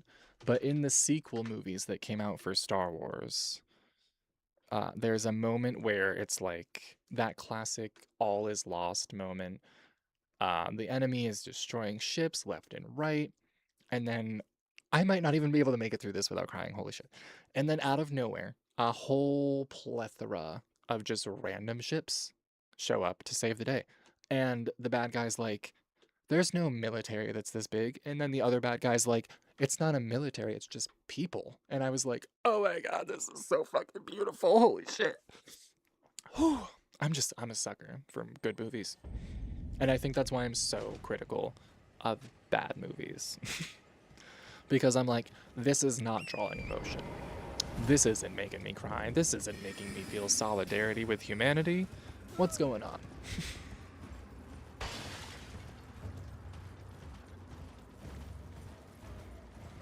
But yeah, that's another reason I like that movie The Holiday, because it's a good cry movie, you know? Like one of the main characters, I don't want to ruin too much of it if anyone has plans to watch it. But oh, they didn't load in at first and I was like, where are they? But one of the main characters, Cameron Diaz, like her dad left when she was young, and so she never cried her whole life. She like never cried a tear. And then one of the most pivotal moments is when she finally realizes she loves Jude Law and she's in the taxi on the way home and she starts fucking crying. What? Just beautifully, I don't know. Whew. I will say it's really weird to watch Jack Black in literally anything other than a comedy, so seeing him in a romantic role was a little weird, but you know, it is what it is. Do I have time to quick change something? No.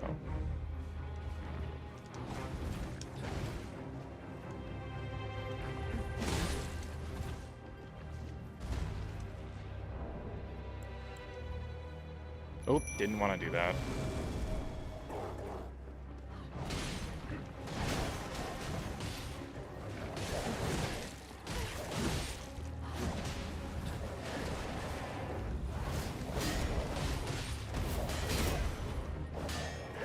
He's got the...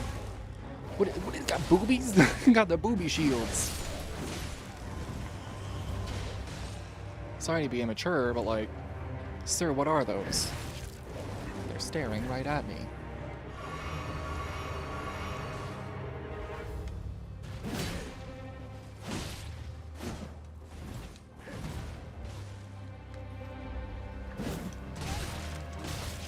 If I can get him, if I can get one of them alone. Perfect.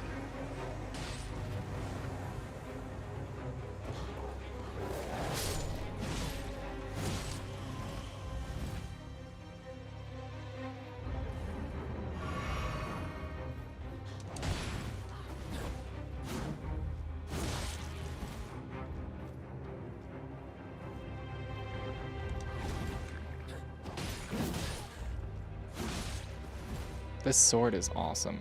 I think this is the Bloodhound's Fang.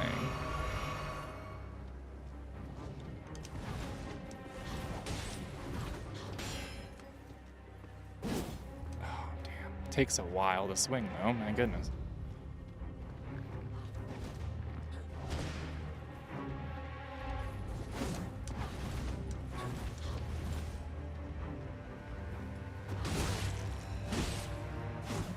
Just one more hit. Nice. Alrighty. I got the Nox Flowing Sword. Sweet. Alright. What do I have for souls? I don't think I have enough to level up. I'm so close, though. Like 240, I gotta have something.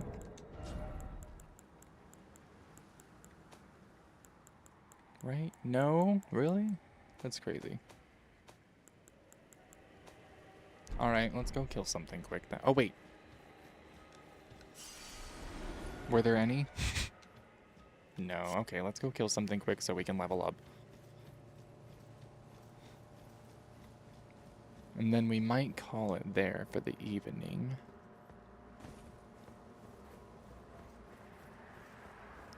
I'm gonna go eat. And then I might actually watch The Holiday and cry. You know?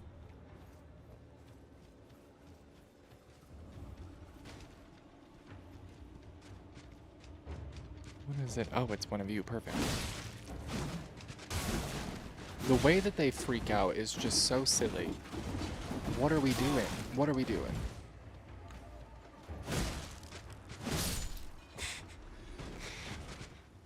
Okay, that should be enough to level up. Fantastic.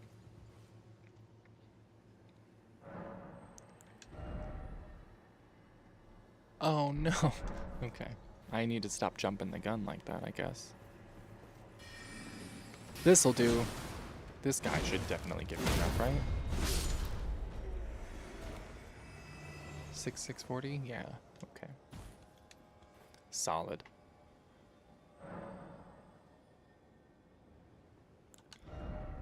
Alright, we will put it into strength. Oh goodness, what level are we? 33. Fantastic. Alrighty, I do think that is where we're going to call it for today. Because I'm going to get some food, I'm going to watch some sappy romance movies, and I'm going to cry. Just a little bit. Just a little bit. Nothing crazy. But thank you for everyone who showed up.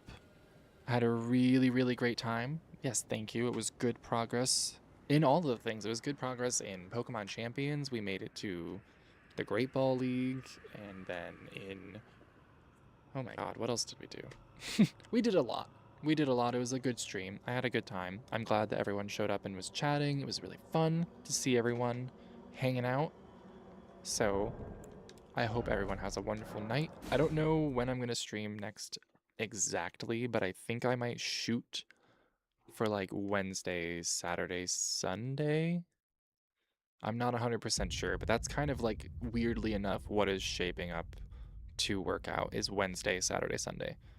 So I'll potentially see y'all again on Wednesday, but I will definitely see y'all tomorrow. I will be releasing the first Legend of Zelda Breath of the Wild video, so I look forward to having that out.